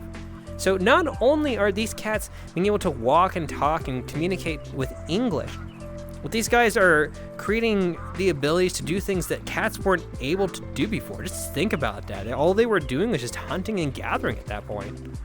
Such a very diverse amount of evolution that they are continuing to this day. Let me go over here. Oh, my desktop's showing. Now this one right here, this is a very strange evolution, I would say, and it's also a very dangerous one. I'll get to that in a minute as to why. This one is called a Skrunkle. A Skrunkle is a very strange, evolved anthropomorphic cat. You can see how skinny they are, but what they wind up possessing, that one in particular, dangerous and scary. It's got these things called water bottles. I hate those things, okay? They're dangerous to all cat kind, and somehow that one manages to hold it and wield it like it's a professional. I don't know how they're doing that. Oh, you gotta go. Okay, no worries. But it's scary. I don't know what in the world that thing is thinking. It doesn't have the water bottles in its hands right now in that picture. But it has the ability to be a meme lord of crazy proportions. You have to watch out for Skrunkles. They're a very different class of their own. It's very wild.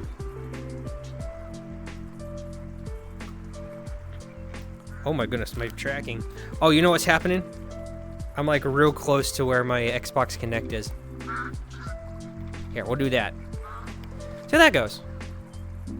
Yeah, Skrunkles, they're a very strange species.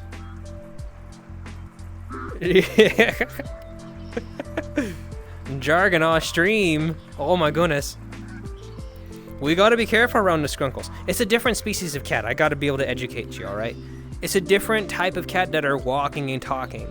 These guys have more abilities than your average cat. I would say, just based off of my own personal experience, that we can see in a full range of color in our eyes. We have good taste buds. We have the ability to hear amazing things. It's much more of an evolution of a cat than like what people would normally think of. It's a cat kind of having human attributes, but not quite, right? Because we now have them ourselves.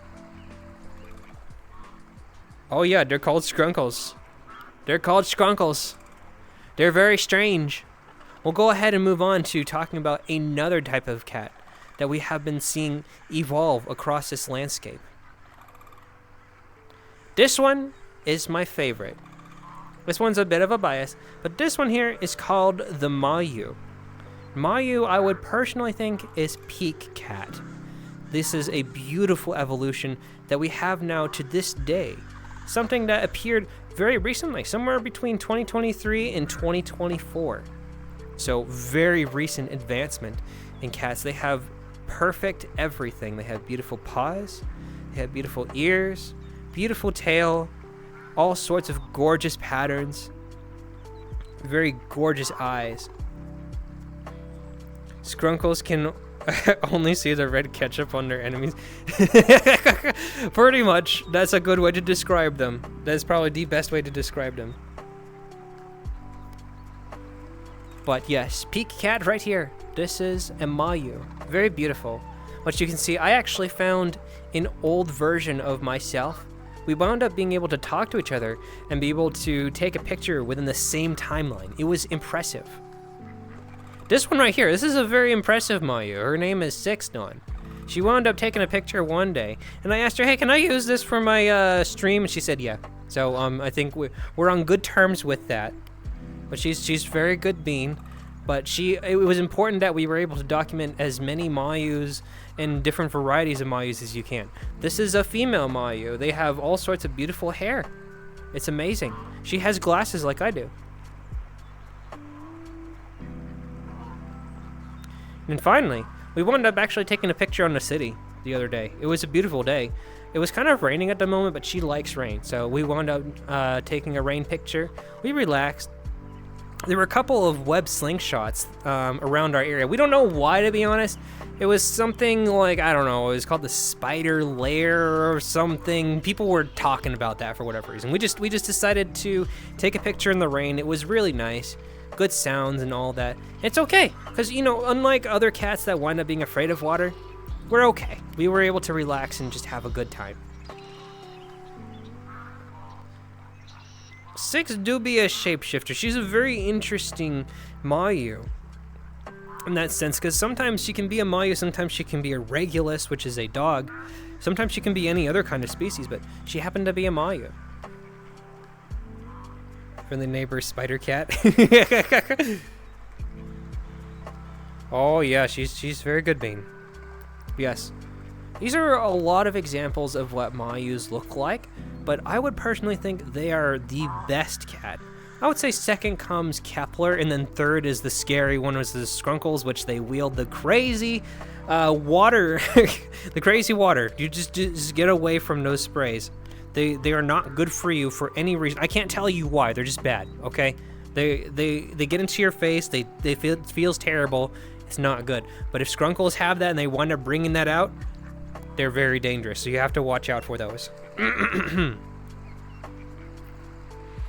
I officially go on break in like 30 minutes or so. Yay! That's awesome. But yes, peak cat. Cats wound up being on their 4 legs for a long time. It's like the very ancient age where humans, like, they'd want to not even have like the fancy clothes that we have today. Like, they made jeans and stuff, but they didn't have jeans like back all a long time ago. We finally get to wear clothes. That's awesome. We get to finally get to wear what they have, because, you know, cats have preferences too. That's an important thing to be able to differentiate and distinguish. Wound up being able to get popular in a lot of common shows and these comic book things that documented reality. It was impressive. We have slowly climbed up that ladder of the dominant species race, and now we're right next to humans. And this is a very important thing. We might actually be more dominant than a human than you might think, because now we can see things that humans can see. We can taste things better than what humans can taste. We can hear what humans cannot hear a mile away. We even have great night vision. This is impressive. So I would honestly say that we have more than what humans are able to normally offer. Also, on top of that, we're very soft. That's an important distinction to make. Humans aren't very soft. They're very squishy.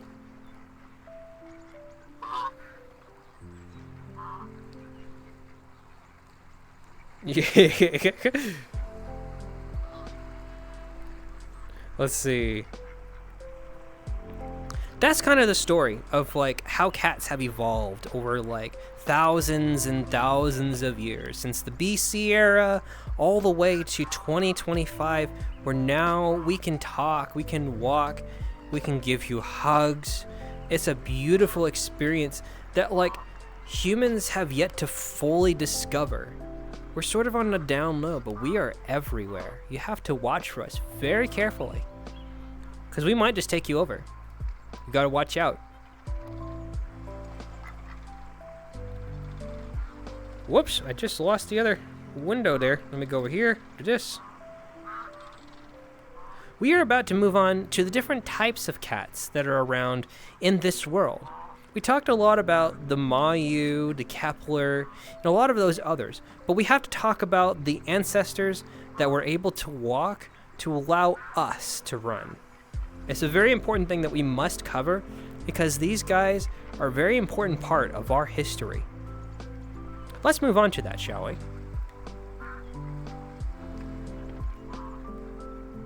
Okay, we'll go ahead and start with this one. This one, let me see. This is called the black-footed cat. This is one that I believe is around like Africa and stuff like that. It's one that's more of a solitary cat. It's one that has decided to be mostly alone on its life. But if it's raising kittens, that's kind of the main exception, because then they're able to be trained up and they're able to go about their own life doing stuff. But when they're out in the savannah and they're out hunting, they're on their own for the most part. They have to be able to survive on just about any kind of food. They might prefer certain things like different meats and whatnot, but sometimes they have to survive on bugs, sometimes they have to survive on birds. They gotta make sure that they gotta eat. It's important. Oh yeah, another thing too. They hunt at night. That's another thing. I do believe this could either be this or another cat. I'll take a look at my notes here. But it's possible that this cat right here doesn't even need to drink water even. They are basically wired and ready to be able to have hydration through their own meals, right? So the living things that they have, they'll have water. So they'll be able to have the water that comes straight from their meal. Oh yeah, also a very interesting thing too. They can actually, okay, this is more of a legend, right, that humans made for those cats. But there is a legend and a rumor that basically says that they could kill a giraffe, which is very crazy. These guys are so small though, that's the crazy part. It doesn't look like they could do that sort of thing, but perhaps they can. Hello there, Cheese Beagle! It's good to see you! Oh my goodness, he also did the sour spray of disappointment. Hang on, Cheese Beagle. Hello, Cheese Beagle. How are you doing this fine day? Left. The left. Oh, that's your right. This is my left. I have to go this way. I'll go ahead and redeem the sour spray of disappointment. Wow, exciting, amazing. Hello there, duck that just stared at me. A Cheese Beagle has entered the cat stream. Yes, he has! Hello, we were just talking about the dominant species Cheese Beagle. None other than the cat. These guys have been able to take over the world, not just in early Egyptian times, but in famous documentaries known as comic books, and across all sorts of different things on the internet. They took over. And not only are they taking over, they're taking over for humans too. They're gonna be a dominant species that winds up being able to walk on two legs and be more powerful than what a human can be. Beans, where? I don't see any beans.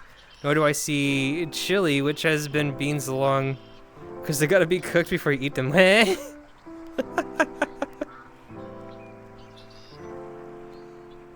Oh my goodness. Let's see, let me go ahead and catch up. But how are you doing, Cheese Beagle? Hopefully things are going okay for you.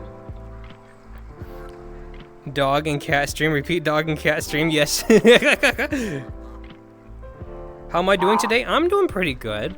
I actually fell into a food coma earlier today because I went to a very nice local restaurant. We actually had like a half rack of ribs earlier, and I wound up getting pretty full from that.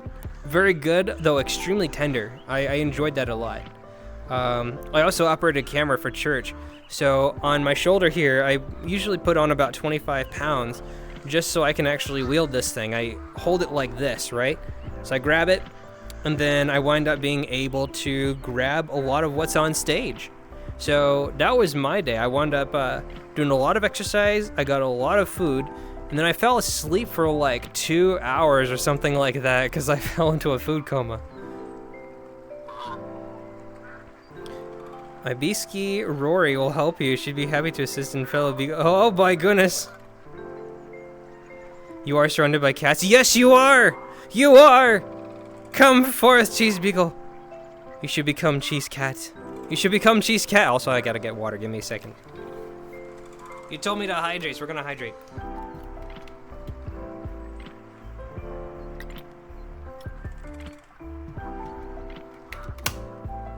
There we go.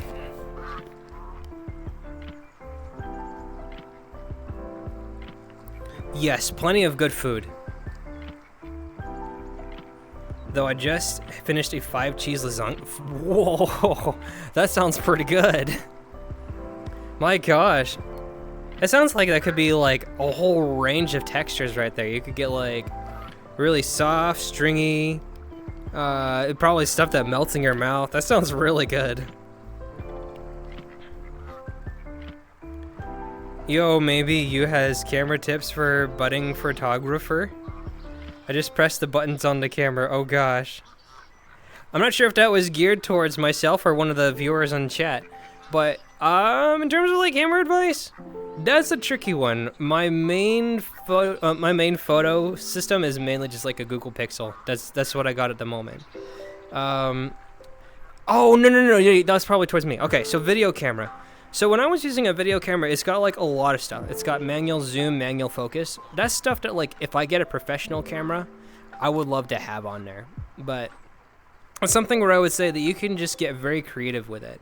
I would say if you have the capacity to, try to work with your focus as best as you can, because that winds up creating an effect called bokeh. If you can do that, that basically separates the main thing from the background itself. So you can cause the background to blur a little bit, while, for example, being able to show the main thing much easier. I think if you did something like that too, it probably would make it easier to do things like superimposing things. So you could, for example, try to edit out, like me in the image, and then you could replace it with something else if you didn't have like a green screen. This is just me thinking out loud. But bokeh, I would focus a lot on bokeh if you can, because it adds to a lot of pictures.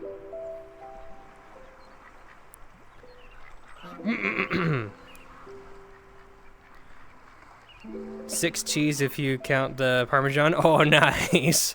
That's nice. Hello there, Slipstream. It's good to see you.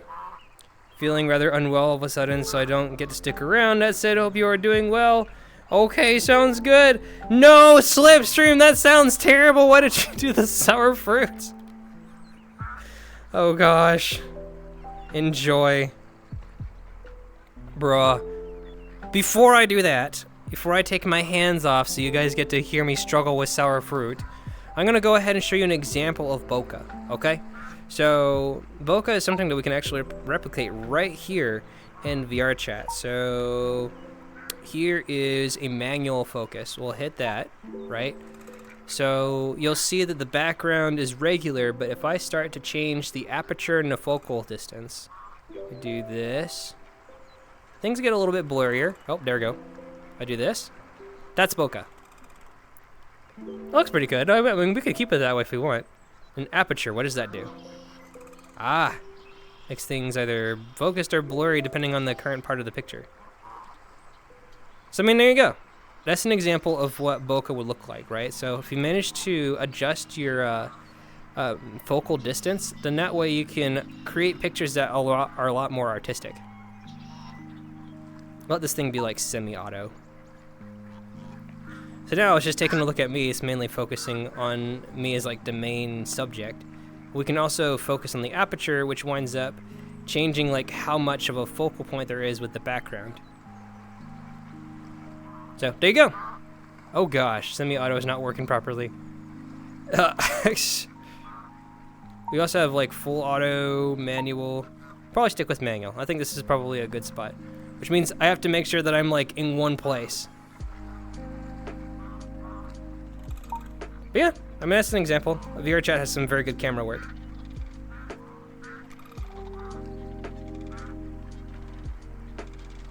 Only real advice is lining up shots good. Make sure the ISO is great.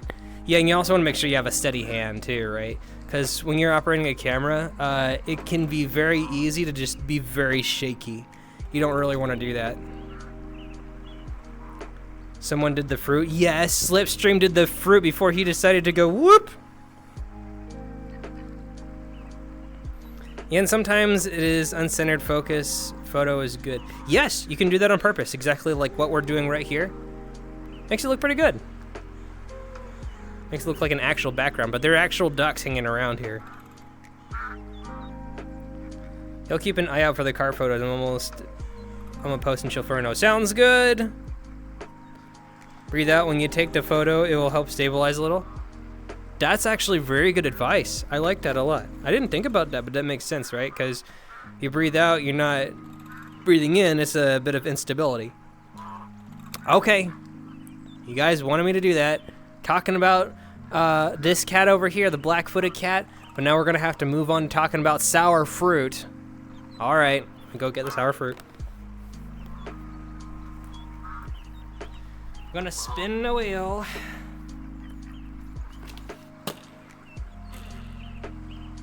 Today we have level 3 cranberry.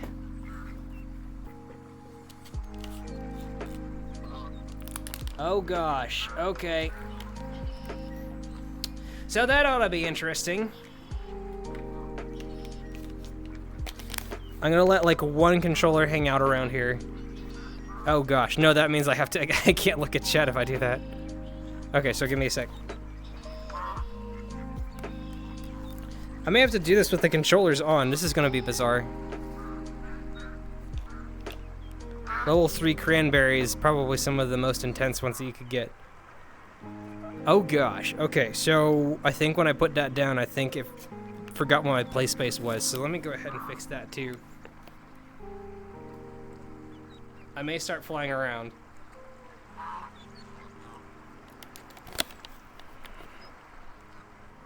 Okay, there we go.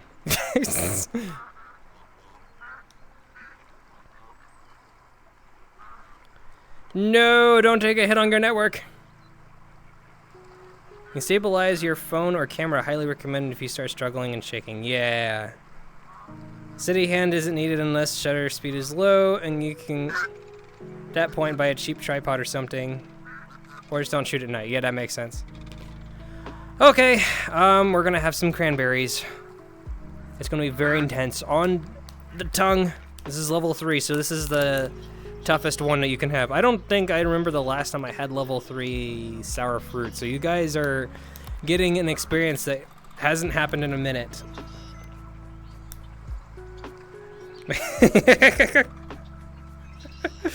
Yeah, basically that's what happened.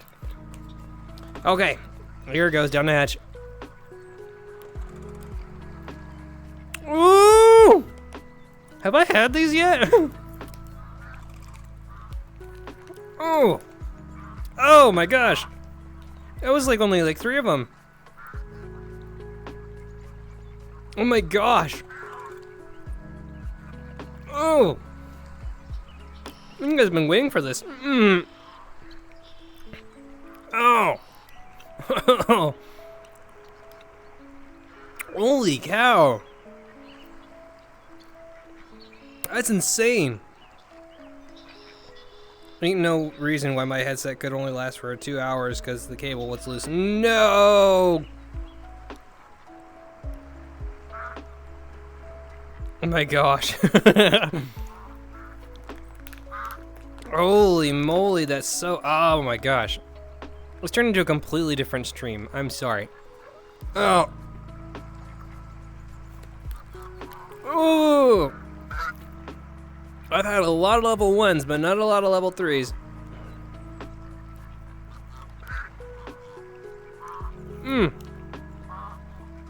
Ooh. Okay. Yeah, that's intense. You gotta let me try one. Oh yeah, no, they're intense, dude. Ooh. Ooh. They're not like your average sour candy. These are like actual cranberries that have been soured up.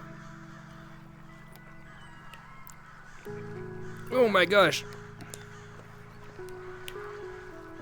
Oh! Slipstream will be happy to know that's like the max level. Oh, that was a whole bunch at once. Oh no. Oh. And Duck's looking behind me. He's like, what the heck? Ah.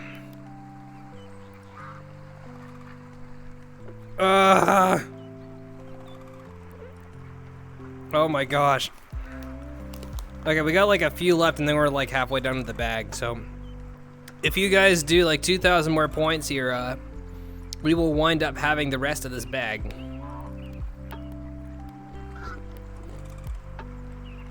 Oh my gosh. This is what I was preparing for in the event that we hit a level 3. Oh my gosh.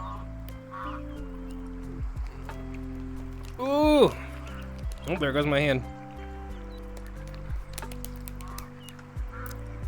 Woo! Okay. Oh, that like dehydrated me. Okay, we're gonna go ahead and like put this on the bedside table here. Oh boy.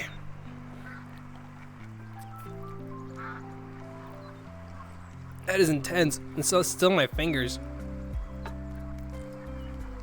Oh! Oh my gosh.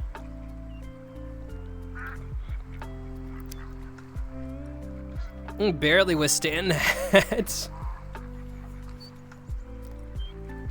Ooh. Oh my gosh, okay. We're alive. My gosh, okay. We're gonna go ahead and resume now. Slipstream, you actually did a number on my tongue. Whoa. Let's go again. No. No. No, we're not gonna do that again. I hope not. Okay.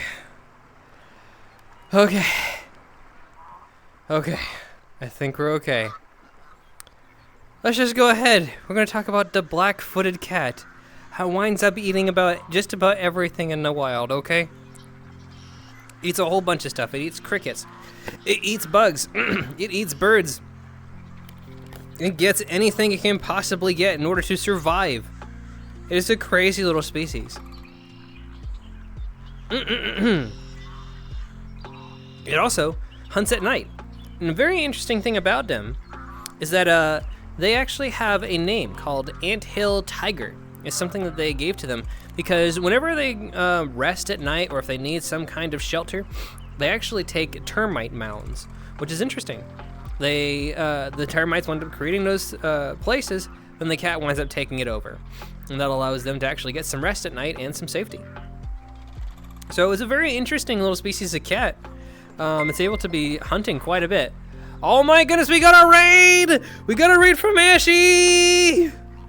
Hello there, Ashy. It's very good to see you. How are things going? How was your stream today? It's very good to have you. My gosh, you came at just the right time too. We're actually talking all about cats, the dominant species of the world. It's amazing. But welcome, Raiders. I slammed my Kindle, but typically I do these types of streams once a month. It is thanks to you guys and for having an interest that we wind up actually doing these things monthly. We wind up having a talk once in a while. The last one that we had was all about pizza, and this one right here was about cats. So we are on our way to doing all sorts of different variety topics every single month. When it's not that, typically I'll be streaming a variety of different games. On Thursdays, we're actually streaming Portal 2 with our friend Kyberkin. It's actually been a lot of fun being able to hang out and do a good campaign like that. But how are you guys? How was the stream for you, Ashy? Yes, welcome, welcome, welcome. It's good to have you. We're talking all about the different types of cats that have been around. Let us move on, shall we? Oh yes, we have ourselves the house cat.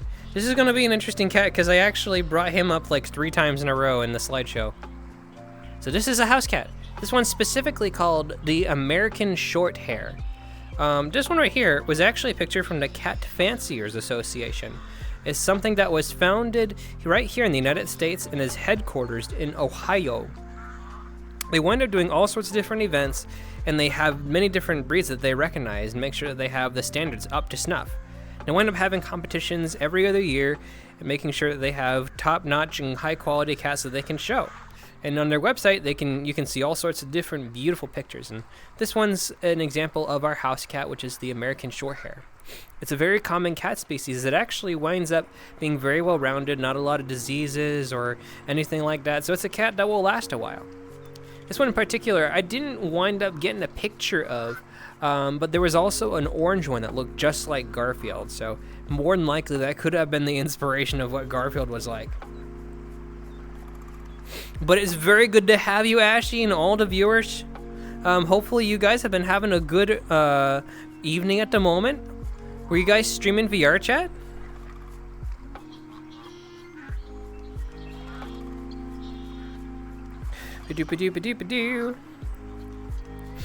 Next, we'll move on to something called the Sand Cat. This is a very cute little guy. He actually is very similar to the black-footed cat in that he's very much like a solitary survivor. Instead of being out there in the savannah, this one right here actually just hangs out over in the sand. It's able to, I think, hunt in the nighttime, I believe. Yes, game night. Oh, very, very nice. I'm kind of curious, what kind of games did you wind up doing today? It sounds like a lot of fun. But yes, this one right here does a lot of the same things. It has crickets, but also, when it winds up walking on the sand, it's a very elusive cat because you actually cannot see the tracks that it makes. In fact, it makes 0 tracks. What's different about these cats is that they actually have tufts of fur that are right on their paws. They still have paws, but because they don't show them, it makes it very hard to track them down because they don't have any paw prints, especially in the sand. So for their environment, they're able to play stealth very effectively. See you, have a good night. Okay. It was good to hang out with you, Soup. Thanks for stopping by. Keep an eye on Chilferno for a car pick. Okay, sounds good. Yes. But yes, the Sand Cat. Very impressive little bean. Let's see. Oh yes, they can also withstand very extreme temperatures. So they can hang out in the day, which is very intense, but they can also hang out in the night. It's surprising because over in the desert, you can get very, very cold nights, things that are very extreme in their weather. So they're able to withstand that. Basically, it kind of sounds like my boss. My boss hangs out over in Quebec, so he winds up having extreme temperatures over where he is, and he's very used to it. He's kind of like the Sand Cat.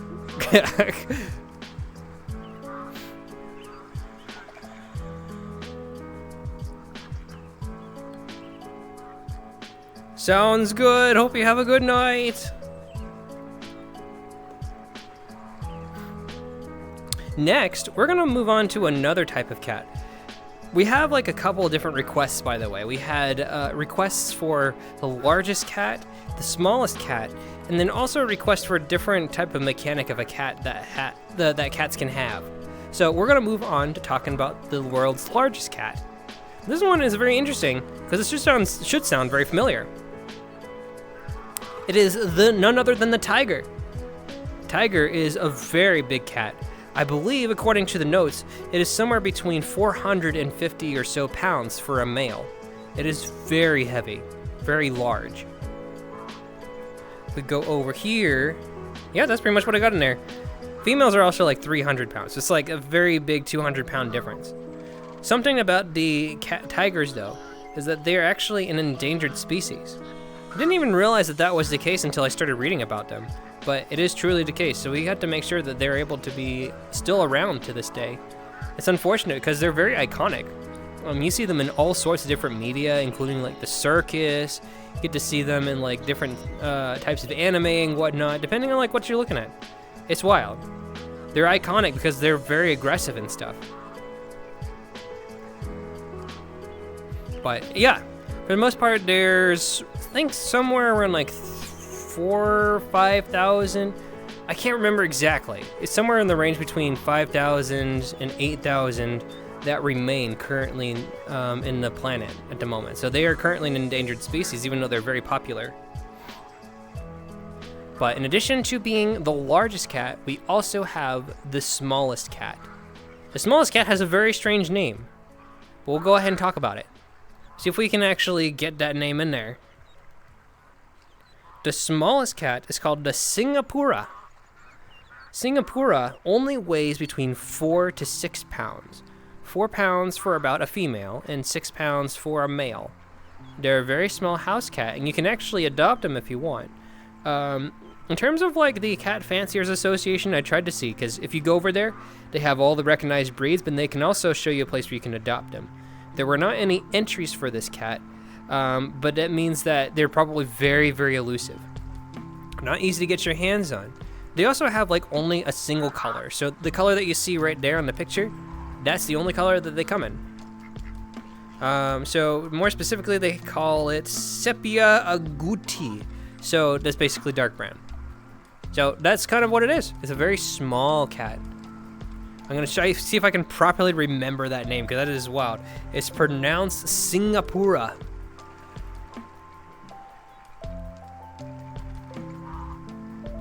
Singapura cat. And now we wind up moving on towards a very different part of the topic. So we covered a couple of interesting cats. We had the world's largest cat, we had the world's smallest cat. We had different types of cats that are in the wild. We had the sand cat, and we had the black-footed cat. Many different types of species that are around and very exotic. Now we're going to talk all about their DNA. I don't think I have any pictures for this one, so we'll just go ahead and just cover it. So what's interesting here is that over a course of like 261 breeds, there was a study in 2005 all about these cats. They were wondering, where in the world did they come from? So they tried to grab different types of breeds from all over the world. And I think on the top of my notes, we have the exact countries again. So they came from Europe, China, Asia, South Africa, and the Middle East. So those are the very different areas that they went through, many different types of breeds. There are a total of 41 domesticated breeds for the Cat Fanciers Association. That's what they recognize as domestication. But there's way more cats that are not domesticated, and they wind up ranging beyond that amount of scale. So they wind up taking a look at all these cats, and what's interesting, yeah, they come from like a single ancestor. So it's very wild. They have a term in here that is called polymorphism information content. How I would describe that phrase is, actually in programming, we actually have something very similar. So when it comes to, let's say you state an object inside coding, let's say this duck over here, the one that's staring right down at the ground, now he's leaving, that duck could be considered an object, right? So it has legs, it can walk, and all that stuff. But if you have polymorphism, what that does is that it's still the same object, but it morphs and changes just a wee bit. But in our case with the cats, if it looks like a cat, feels like a cat, it is a cat in terms of like not just a visual appearance, because you could have maybe a dog that looks like a cat, just top of my head. But in reality, those cats wind up having very similar DNA. So in that case, they wind up sharing those little bits and pieces with very small different warps and oddities. So in that case, a cat is still a cat, and those breeds wind up having the initial heritage no matter like what country or area. So it must have come from a single cat, which is very wild. Do, do, do, do, do, do, do, do. Yeah, so also too, in addition to the different types of DNA, I wound up kind of putting this in like one kind of little bucket here. But the Cat Fanciers Association, oh, that's why. So while I was taking a look and understanding what this meant, I was kind of trying to figure out, okay, if they were able to study cats and look at their genes and DNA, I was like, okay, they were talking about having individual use. Does that mean necessarily that people can test their DNA and get like the heritage of a cat? I wouldn't be surprised. I think that would be really cool if that were the case. And I feel like somewhere in my memory banks that exists somewhere. I couldn't find it directly from that because it was a 2005 study. And it was being a little bit too specific, and I was a bit confused as to how it was being parsed. But what I found out, it was talked about a Fanciers Association. I was like, what was that? So, Cat Fanciers Association is a beautiful place. It's a CFA.org if you want to take a look at that specifically. But it's a place where they talk all about cats. They have standards for over 41 different recognized breeds here in the United States. They're located in Ohio, and they wind up doing all sorts of different events, right? So they have events where they showcase different types of breeds. They have competitions to have the best breed, and all sorts of different things. It's kind of like when you go to like the National Dog Show, but it's just for cats. It's pretty neat. But they've got all sorts of different specifications. If you actually take a look at like some of the things that they have in there, it's actually wild because they have like this big PDF. It's got like a spreadsheet of like how you should take care of your cat. What kind of things should you be seeing on that cat? So it's wild. They've got many different pieces of documentation for it. So yeah, for the most part, it kind of wound up having me derailed over there. So cat DNA wound up going to the Fanciers Association, which is saying, oh, what is part of your main cat? And then winds up combining into very interesting facts that you can learn later.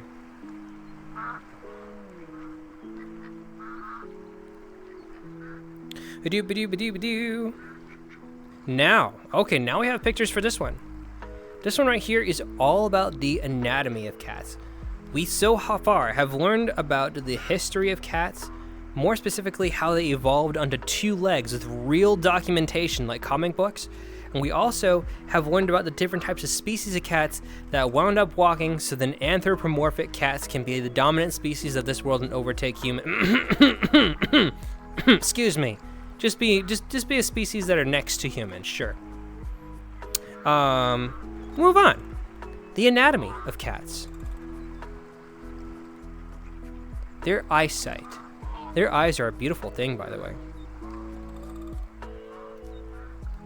Let me go over here and talk about the facts over here.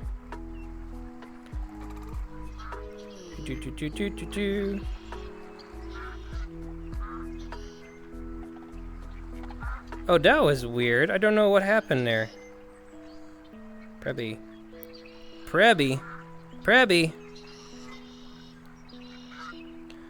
Okay, so their cat vision. There's a lot of different things about cat vision that is very fascinating. So you'll see like right away that cats themselves have like slits in their eyes. This is a very interesting feature because it allows them to have heavy focus on their near field vision. Cats themselves are actually nearsighted, so whenever they get past about 20 feet, that's when things start to actually get blurry for them. Humans themselves wind up actually having the ability to see up to 100 feet before things get blurry. So in this case, cats wind up having blurry vision like right up there, but when they're nearsighted and they have their eyes with their focal points like this, that means that they are able to have high focus in that particular part of vision. So it's not that they don't have like bad eyes or anything like that. It's that their eyes are very tailored to hunting down their prey. So that essentially means that they are very, very geared to making sure that they can actually have a meal. They also have very excellent night vision. So they're able to see in the dark. And I don't think I wrote this in my notes. Let me double check if I did. Yes, I did. So it takes about 1/6 of a amount of light level for cats to actually see versus what humans actually need to see. So with that amount of light level, cats are able to see like in the dark pretty darn well.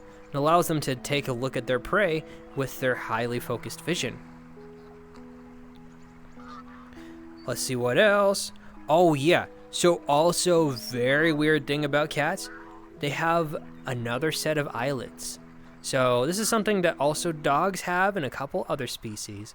But with their eyelids, they actually have a special one. In addition to the ones that you see me just use just now, they have ones that are more translucent. So the reason for that is because if they're out and they're hunting, they don't want to lose sight of their prey. So when they wind up trying to hunt and they go at very fast paces or just making sure that they can get it, they can actually still see through those translucent eyelids, which is very strange. Yet it is allowing them to be very strong at what they do.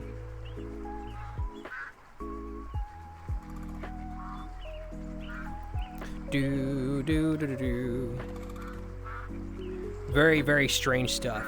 So, like, overall, what I would say about these eyes are that, like, they have very strong power, except that they're very geared towards shooting for their prey.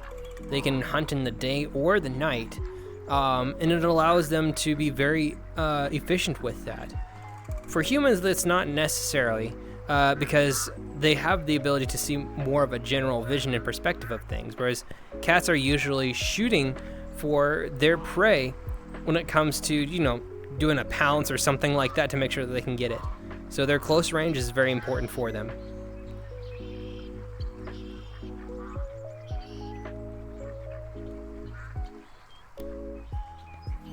We'll go ahead and actually talk about their whiskers too. I don't have a picture for this, but for their whiskers, it's actually the way that they feel. So for humans, they also have the ability to feel with their own skin and stuff. But for cats, they only have as many feeling receptors as like you might see on them. So like they may have fur and stuff, but for their ability to feel, they have things like their nose and their whiskers, and of course their paws. But their whiskers are usually their main way to navigate around the world. So if they brush up upon something like for example, like a box or whatever, they'll feel that, and they'll be able to kind of get an understanding of where that is. It's kind of like how humans would have their skin exposed, except now their whiskers are more being responsible for that because we have a lot of fur on ourselves. Now for their taste buds, this is a picture that I actually have. Go ahead and show that one. That's a tongue right there. The taste buds are actually very interesting. and their tongue specifically too. So you'll see right there, the cats actually have a brush for their tongue. This is very interesting because it's actually made of something called keratin. It's the same type of material that humans have for their fingernails. So by doing this, you can kind of get an idea as to like how their tongue would kind of feel like. But essentially, it allows them to have somewhat of like a consistent brush structure. Obviously, because they wind up looking in that regard, they wind up creating a fur ball, which something that I try to avoid myself. When it comes to that, it can be a pretty dangerous tongue. Now that I think about it, it's not in my notes, but if you have a very big cat, so for example, a very big snow leopard or something like that, that tongue can actually be pretty dangerous. It can actually make somebody bleed if they aren't careful. If they don't have fur or anything like that, it's gonna hit the skin instead, and that could hurt. So in those animals, you have to be very careful with them as they wind up trying to brush your hair, which that doesn't exist because you would otherwise be petting as a human. So you'd have to be careful with that. Otherwise, I've seen some videos. It sounds to me that like cats' tongues could actually be pretty ticklish. So if you have like a domesticated cat and they start giving you a hairbrush, that might wind up feeling a little bit different than what you're expecting there.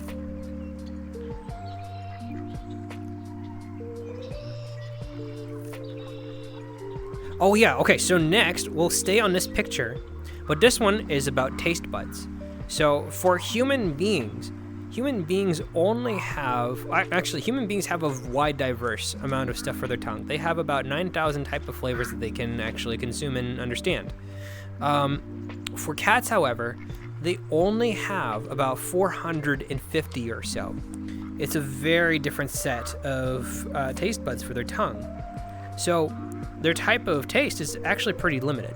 And what's actually wind up being very surprising is that for humans, we can actually taste sweetness, but cats cannot taste sweet. That's the weird part.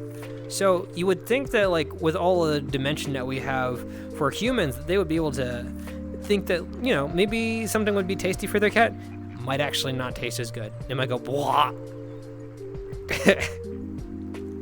However, there is something interesting. They are very sensitive to a type of flavor called umami. Umami is a type of taste where it's more of like a meaty kind of taste, right? So think the taste of tuna, for example. It's the kind of taste that winds up attracting them pretty hard, which it would make sense because if their goal is to try to hunt down and eat their prey, then it has to be able to taste good, right? So one has said, according to Wikipedia, that their umami is just as important as sweetness to human beings. So if they can have that, then you can wind up doing additional practice of trying to capture their prey. So if you wind up seeing a cat out there and it winds up rejecting like your cake or whatever, something like that, probably just means that they would rather have some kind of meat or something like that. But hello there, Misfit. It's good to see you. Hopefully things are going okay for you. It's very good to have you on our stream. We were just talking about how the cat species are the most dominant one on this planet. It is very important that we take slowly hang out next to humans, not trying to take them over, I promise. We're doing okay. Meat cake for the good beans, oh my gosh. Yes, it do be important. One thing that I would say is important to mention is anthropomorphic cats, we have the ability to taste what humans can. We have the ability to have those 9,000 taste buds. Maybe even possibly, I'm just going to theorize, maybe 9,400 or so, because we have the cat taste buds and then we have the human taste buds. We combine those. We have more flavor. More flavor than what would normally be able to be possible. Nice, yes. Oh, yes. I promise, we're not trying to take over humans. Maybe. Possibly. Don't worry about it. We're all good.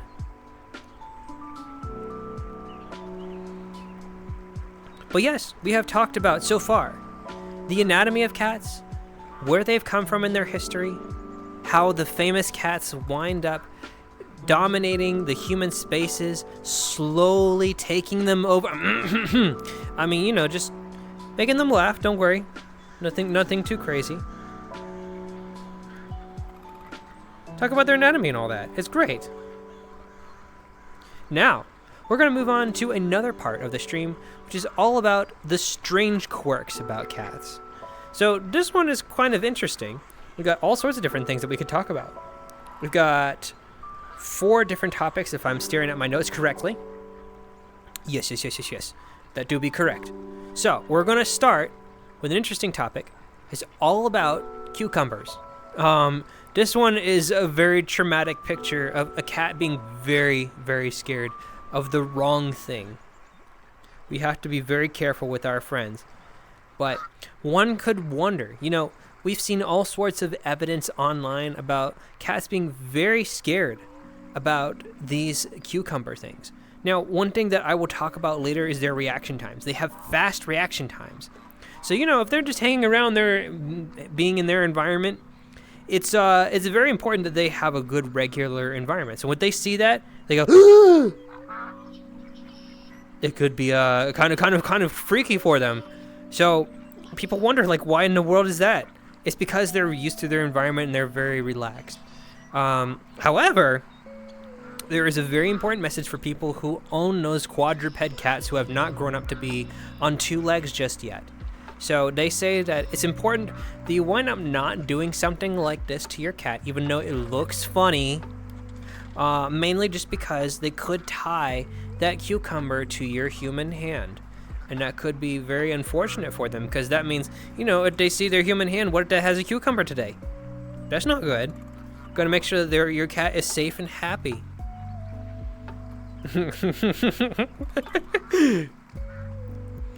As funny as that is for the cats to run into those cucumbers, we're kind of used to our safe environment. So if you wind up showing a cucumber to us and we're not normally like used to that cucumber, we could get kind of scared and kind of feel a little bit unsafe. So just as a little PSA, just make sure you take care of your cats. The next stop is actually something quite interesting. I bet you a good chunk of you probably not even heard of this thing. This thing is called toxoplasmosis. It's called the cat attraction virus. We'll go ahead and switch over to this one. Cats themselves, they're very adorable, right? One could say that we have worked very hard to make sure that, you know, humans are very comfortable around us. Not just humans, but also our prey. Cats themselves wind up catching all sorts of different things, like mice. Now, if toxoplasmosis affects them, mice actually do like cats. It's quite interesting. Their heart rate starts to slow down and they're relaxed, and then we eat them. Is it gone? It's gone. It's gone. I promise. I promise. Orange cats are the best. Honestly, kind of a biased opinion, but I agree with this biased opinion very heavily. But toxoplasmosis, it's something that, like, you know, if you get hit by it, you might feel a sudden attraction to that cat. However, if you wind up getting a stronger sense of it, it could be possible that you might get flu symptoms. So you'll know if you have it just based off of if you wind up having a flu one day and you wind up cleaning up after your cat, that could be a problem. But if cats wind up affecting mice, it's good on them because then they can take them down. But it's very interesting. A cat attraction virus. I have videos for stuff like this, actually, too. I'm going to probably try to set up an archive for some of the notes that I take on some of this stuff. So if you guys want to check out some of the notes that I do have, I'll probably have them located in Chillferno somewhere. There's like a video all about toxoplasmosis, which winds up causing people and mice and other things to be attracted to cats. It's a very wild type of virus. Let's go ahead and move on to another part of the topic. I accidentally grabbed the tab. Let me move that. Okay, so I don't know if I have a picture for this one. We'll just talk about it. It is about reaction times. I think I have this memorized, so I'll just go ahead and stick right here to the chat. So, cats themselves are very interesting. before I talk about their amount of reaction times, I'll talk about a human's first, because their amount of reaction time is rather primitive, if I'm being honest, okay? So, I wound up actually running a test for a local human, okay? Nobody in particular, but their reaction time was somewhere around 170 or so milliseconds. It's pretty commendable because the average human is somewhere between 150 to 300 milliseconds in their reaction time if something were to pop up. Now, what's interesting about cats though, we're even faster. Cats themselves, we have the ability to go between 20 to 70 milliseconds in our reaction times. It's very quick. So, you know about that cucumber? We're able to react very quickly to that. You see that snake over there? Well, you don't see it here. But snakes themselves, they start at about 70 and up. We're able to combat those guys because of how fast we actually are. 20 to 70 milliseconds is very instantaneous, just about. If you do like 100, 300, that's probably about 100, 300. 20 to 70, blink of an eye, you can't even see it. It's insane. Not faster than a fly though? Oh, really? I'm kind of curious, how fast does a fly, how fast does a fly wind up going? Maybe we could try to combat those, but that could be pretty tricky.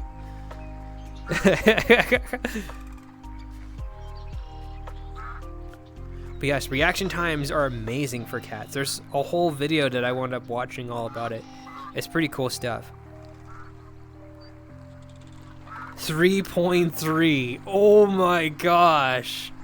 That's really fast.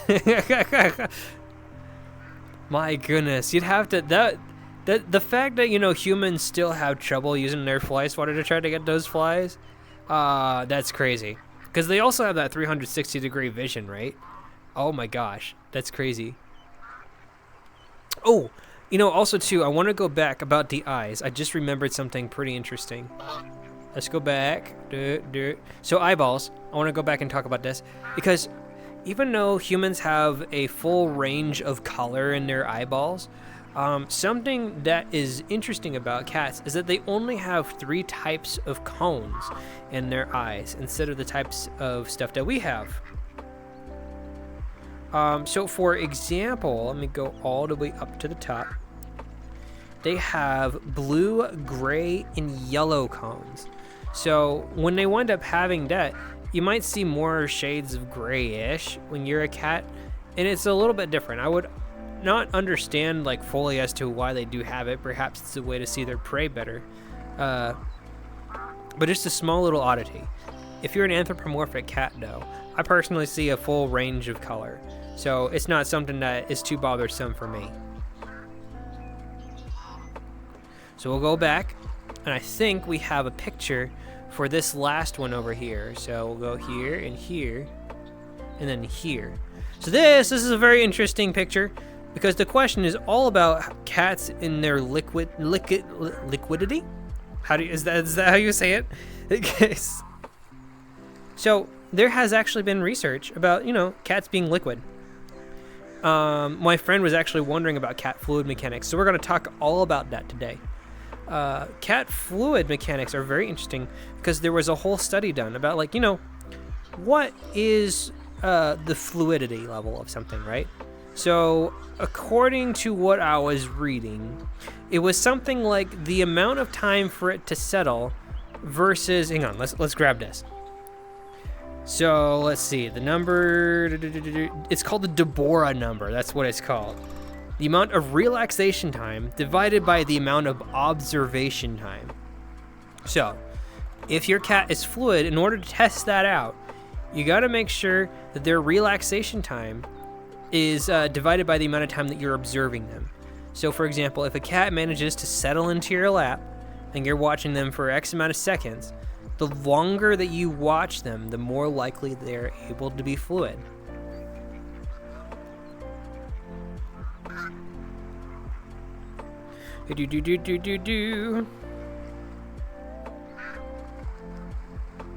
But yes, if you look at them for just long enough, yes, they'll go ahead and be a liquid for that time. Actually, they say that if you're a kitten, then it actually is a bit harder for them to be liquefied because they're actually so crazy with their amount of activity. They might as well just be a solid.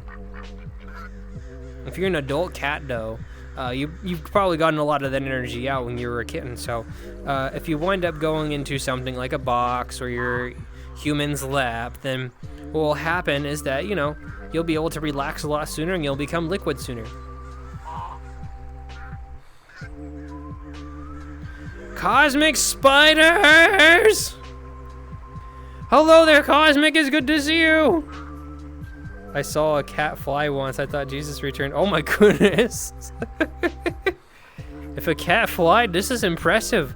It's another evolutionary moment of cats being able to dominate, being side by side with humans. This is impressive. Also, hello there, Cosmic. It feels like it's been a good minute since I've talked to you. How have you been? It's good to see you again.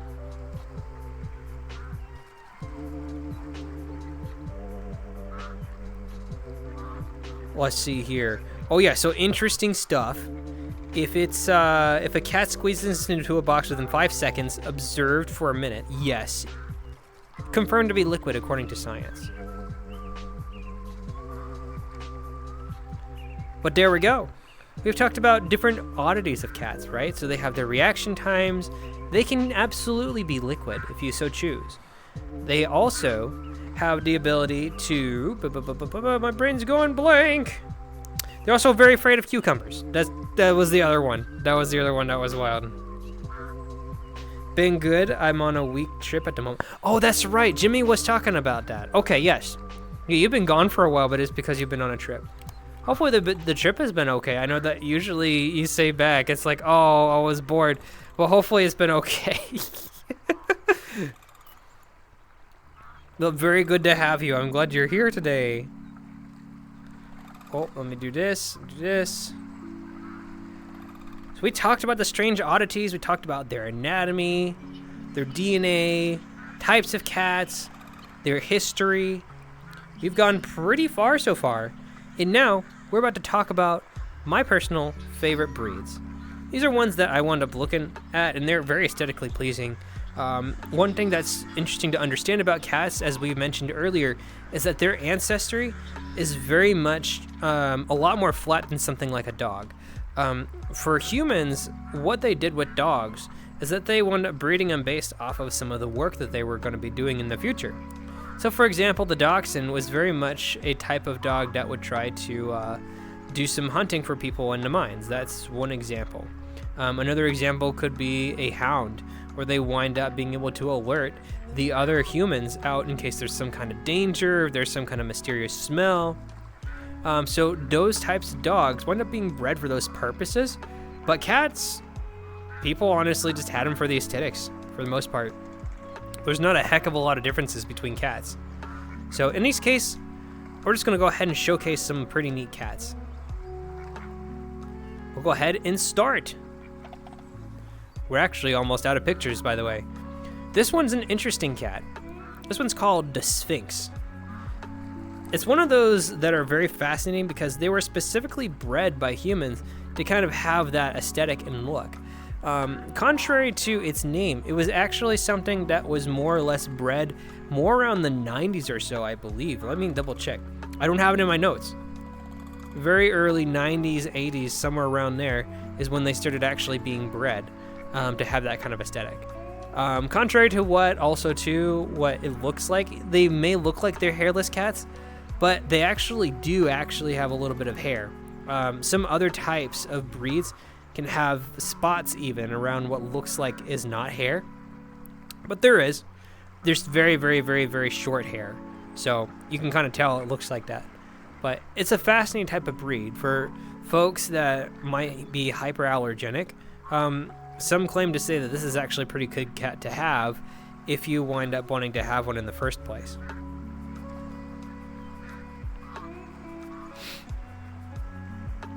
Let's move on to something else. This one right here, this one's called the Aussie cat.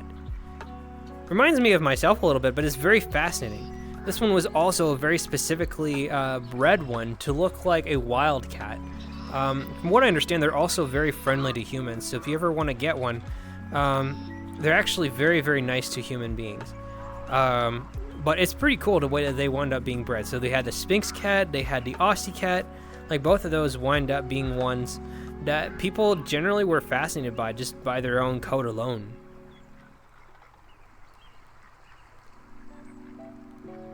So let's go ahead and move on to another one. I don't have notes on this one. I'm kind of ashamed.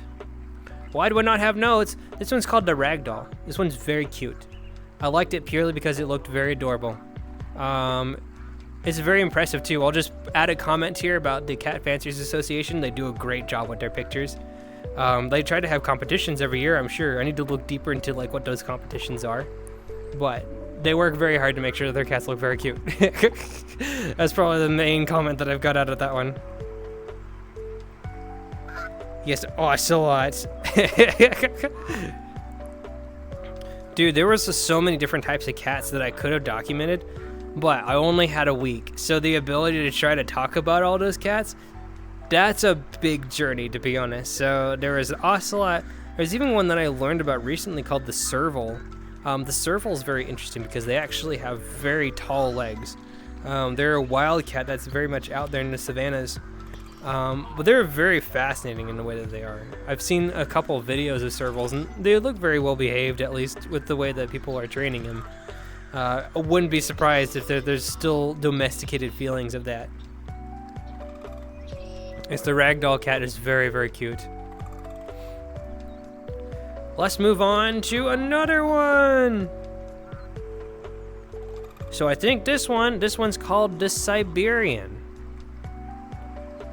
Let's grab that one.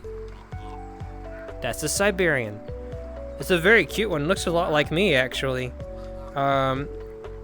This one says it's about the national cat of Russia around the year 1000, specifically 1890s. I found this one to be interesting just because, like, I think based off of some of the research and studies, this one was very close to what an original cat could be like.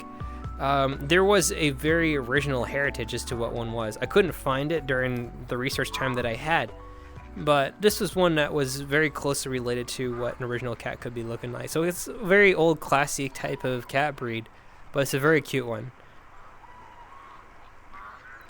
And with that, we have covered just about every single thing about cats.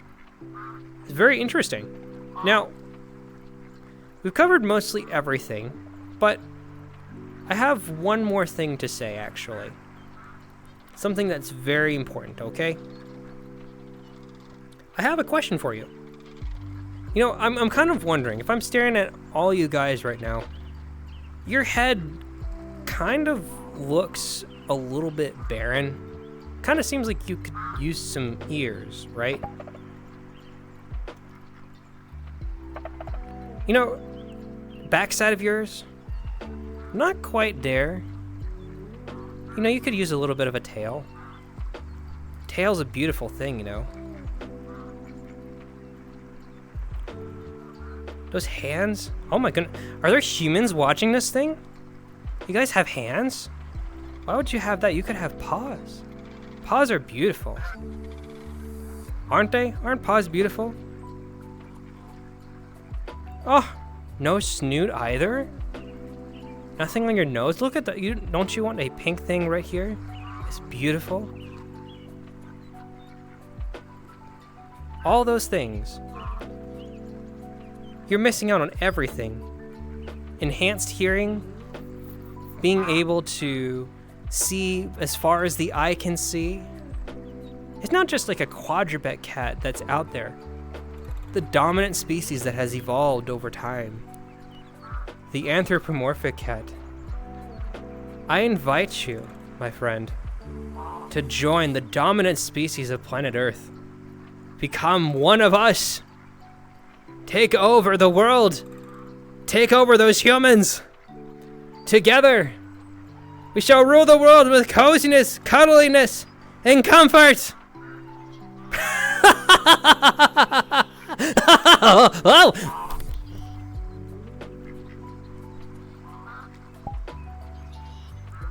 What was that? No. Oh. Never mind. I don't know what that was about. Do you guys know what happened? Anyway, that was kind of the whole thing about cats. Cats have wound up having a very big history over time. We have evolved. We have come forth. We are about to take over our human beings.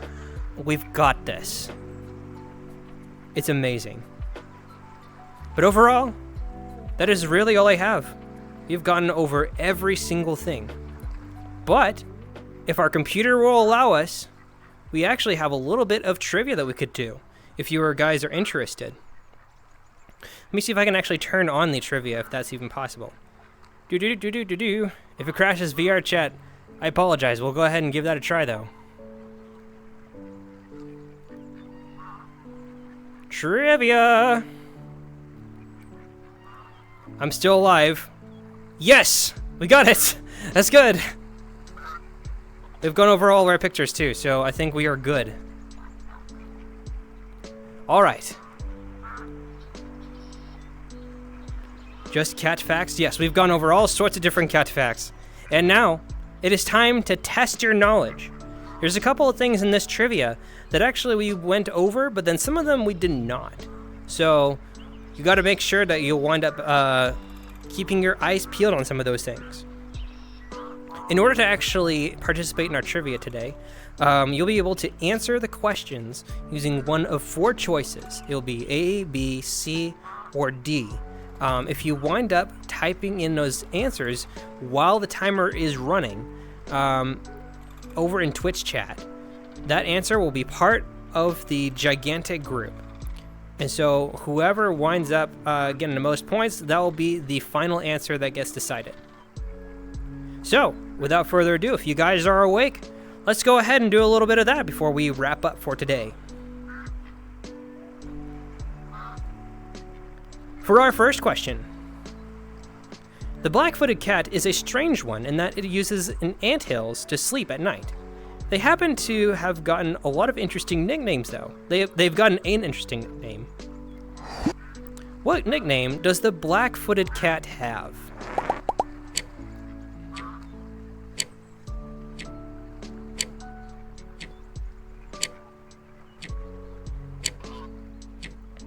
Over on Twitch, you can go ahead and type in one of those answers in chat.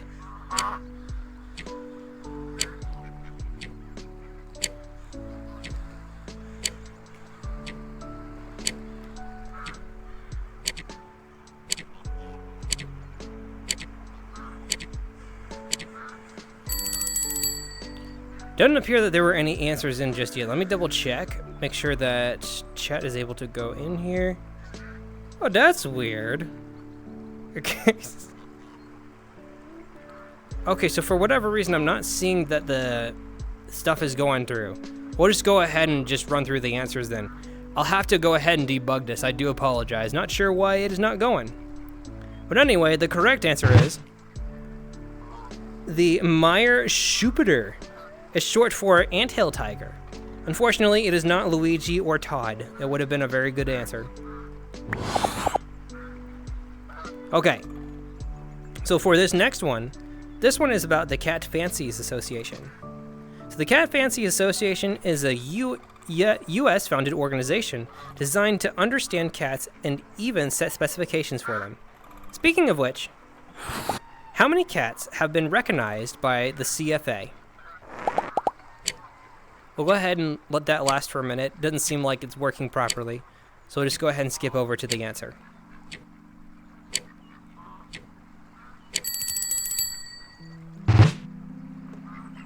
"41.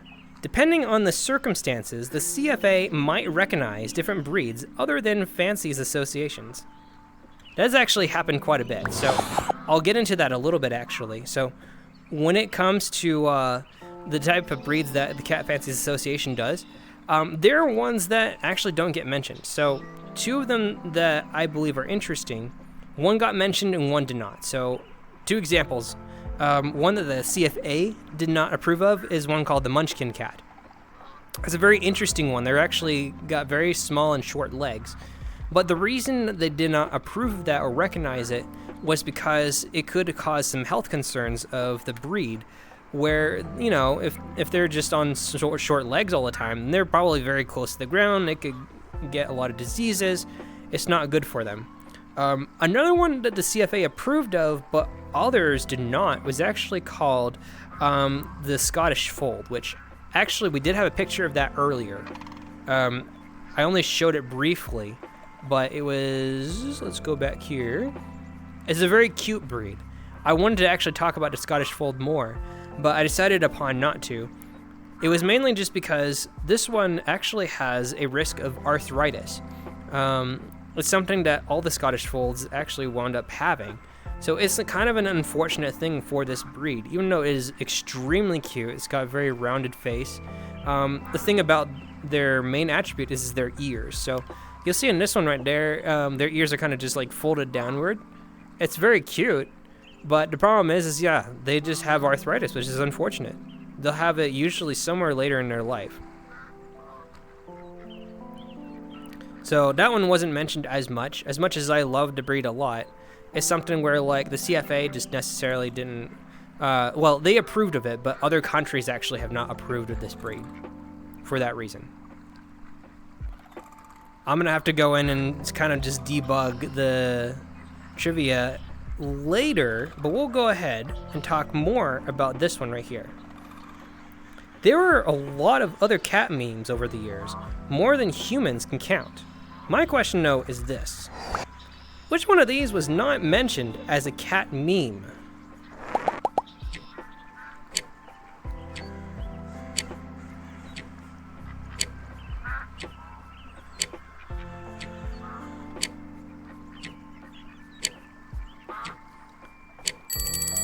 We'll go ahead and let that one wrap up a little bit. Let's see what we got. Soup thinks it's D. Oh, no, maybe it was B. Perhaps. But the answer was indeed the first one that you picked. This one was Taco Cat. Taco Cat actually is not one that we mentioned during the stream itself. But it has a very interesting fact to it. Did you know that Taco Cat is actually Taco Cat backwards? It's got all the letters. It's ready to go. Got two more questions. And this one is... it's about male or female. Okay. So, for whatever reason, I actually completely glazed over this. So this might make for a good trivia question. So, a male cat is actually called a tomcat. So we give cats a lot of different names. Munchkin, Tom, the works.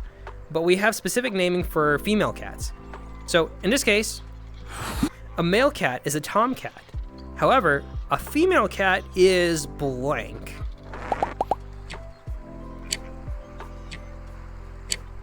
Oh no, you're good, Soup.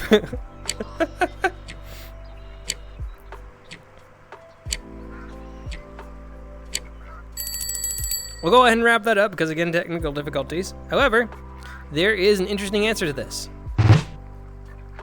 It's called a molly. A female cat is called a molly, and sometimes they're also called a queen. So you got molly and a queen. That winds up being that type of species. So you got the tomcats for the boys and a molly/queen for the females. And now we're on our last question. You've heard queen before? Yeah. It's very interesting. I didn't even know about that until after I was reading about cats. So for the last question of today, cats are faster than you think, despite their lazy appearance. Okay, so of everything that we talked about, this is actually one that we went through during the stream itself. So, the question that we have is, how fast is a cat's reaction time in milliseconds? For reference, a millisecond is 1/1000th of a second.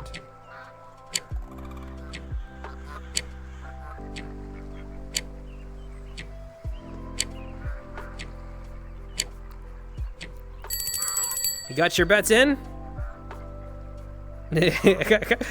Let's see how well you guys did there. That would be 20 to 70.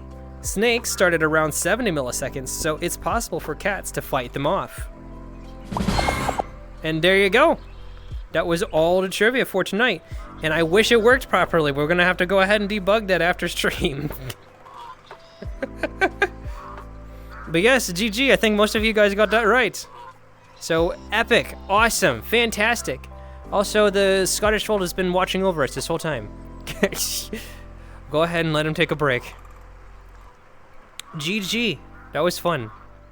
So I have more of a technical question for you before we wind up signing off for tonight. I was kind of wondering, because previously what I did is that I tried to have the trivia kind of like trickled in during the entire stream, and then today we actually had the trivia sort of like at the end. So I'm kind of curious, like from your own standpoints, like do you guys prefer to have trivia trickled in during the stream itself, or would you rather have it at the tail end where we just wind up talking about all the facts? Because it's two different realities, I think. Trivia at the end? That makes sense. I think it makes sense because like then all the brain is kind of just like trying to get their input juices going. That makes sense. During. Yeah, Space actually got to see the one before that, and I think Supu did too. That's a 50-50 right there. Interesting.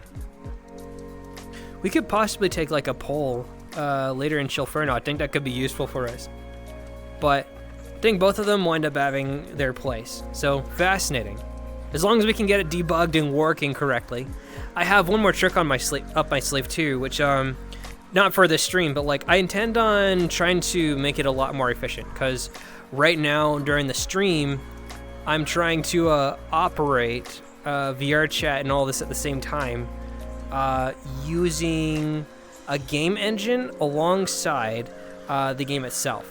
So what happens is that my computer takes up a lot of memory and resources trying to actually run everything at the same time.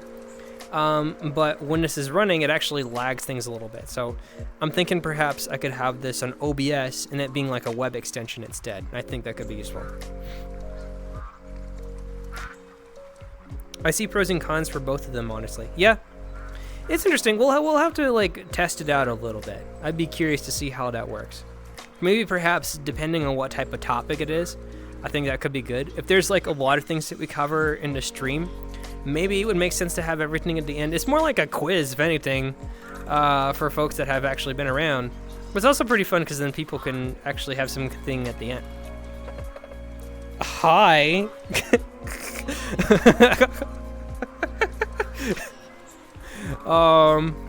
But yeah, there you go. That was the whole thing about the cats. I promise you now. Don't you worry. We'll take over the world. You don't have to worry about humans anymore. If you want, you don't even have to be a human anymore. You can just be one of us. It's a beautiful life. You get lots of hugs and snuggles. I think it's a good thing for you too. Get lots of love. Goose went up to you about your cars. Pretty much. That's kind of what I wanted to do. Verb once and on the show. I kind of did. Oh my gosh. Well, we'll go ahead and finally wrap up for today. It was awesome to hang out with everybody today. With regards to any future topics, there actually isn't anything specific set in stone just yet. So I have a mission that we'll wind up doing later this week or so or something like that. The quest, suggest a new topic. I have some topics that I have in mind already in my Trello board, but I would be curious to cover some of the topics that you guys would like to check out first. So what I'll do is that in Chillferno, there is going to be a forum post that says suggest a new topic for Just Chatting. Something like that. You guys can pop in your general interest. Kyber is trying to pop in his, which is all about big tails. So if you want to if you want to have your own topic that is perhaps maybe your big tails of sorts, then you can go ahead and drop that in once we actually create that forum post. What else too? I guess the second thing, we'll probably do a poll about what kind of style we want with trivia once it actually freaking works. There you go. Welcome back, Axel. You made it to the tail end. Oh gosh. But yes, no, I thank you guys for stopping by. I think we had a lot of fun today. We're gonna go ahead and actually find somebody to raid out. Let me see here. Is recording stuff? Yeah, nice! Hopefully that was able to go well for you, Axel. Okay, let us head over to the computer. Actually, wait a minute. No, I could do this. Here, forget it. Let me go over to twitch.tv on my thing right here. Oh gosh, never mind. Steam decided to lag. Yes, it was good. Had fun with you guys a lot, sincerely. Since Steam VR decided to intentionally lag on us, let's go ahead and find somebody to raid at the computer itself. If I can find the mouse.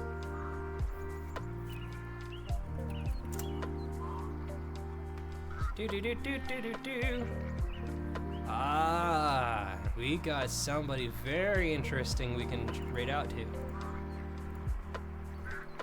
Okay, here's the game plan, alright?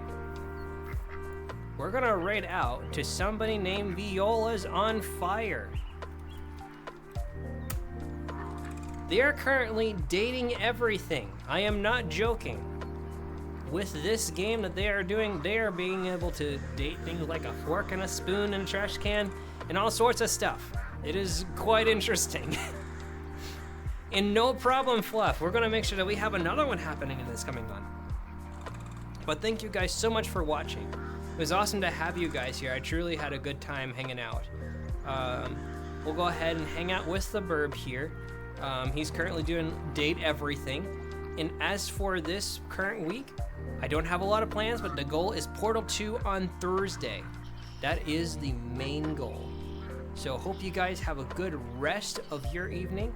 And I'll try to post some things later in Chillferno so we can have more of these topics in the future. All right, I'll catch you guys later. See you later.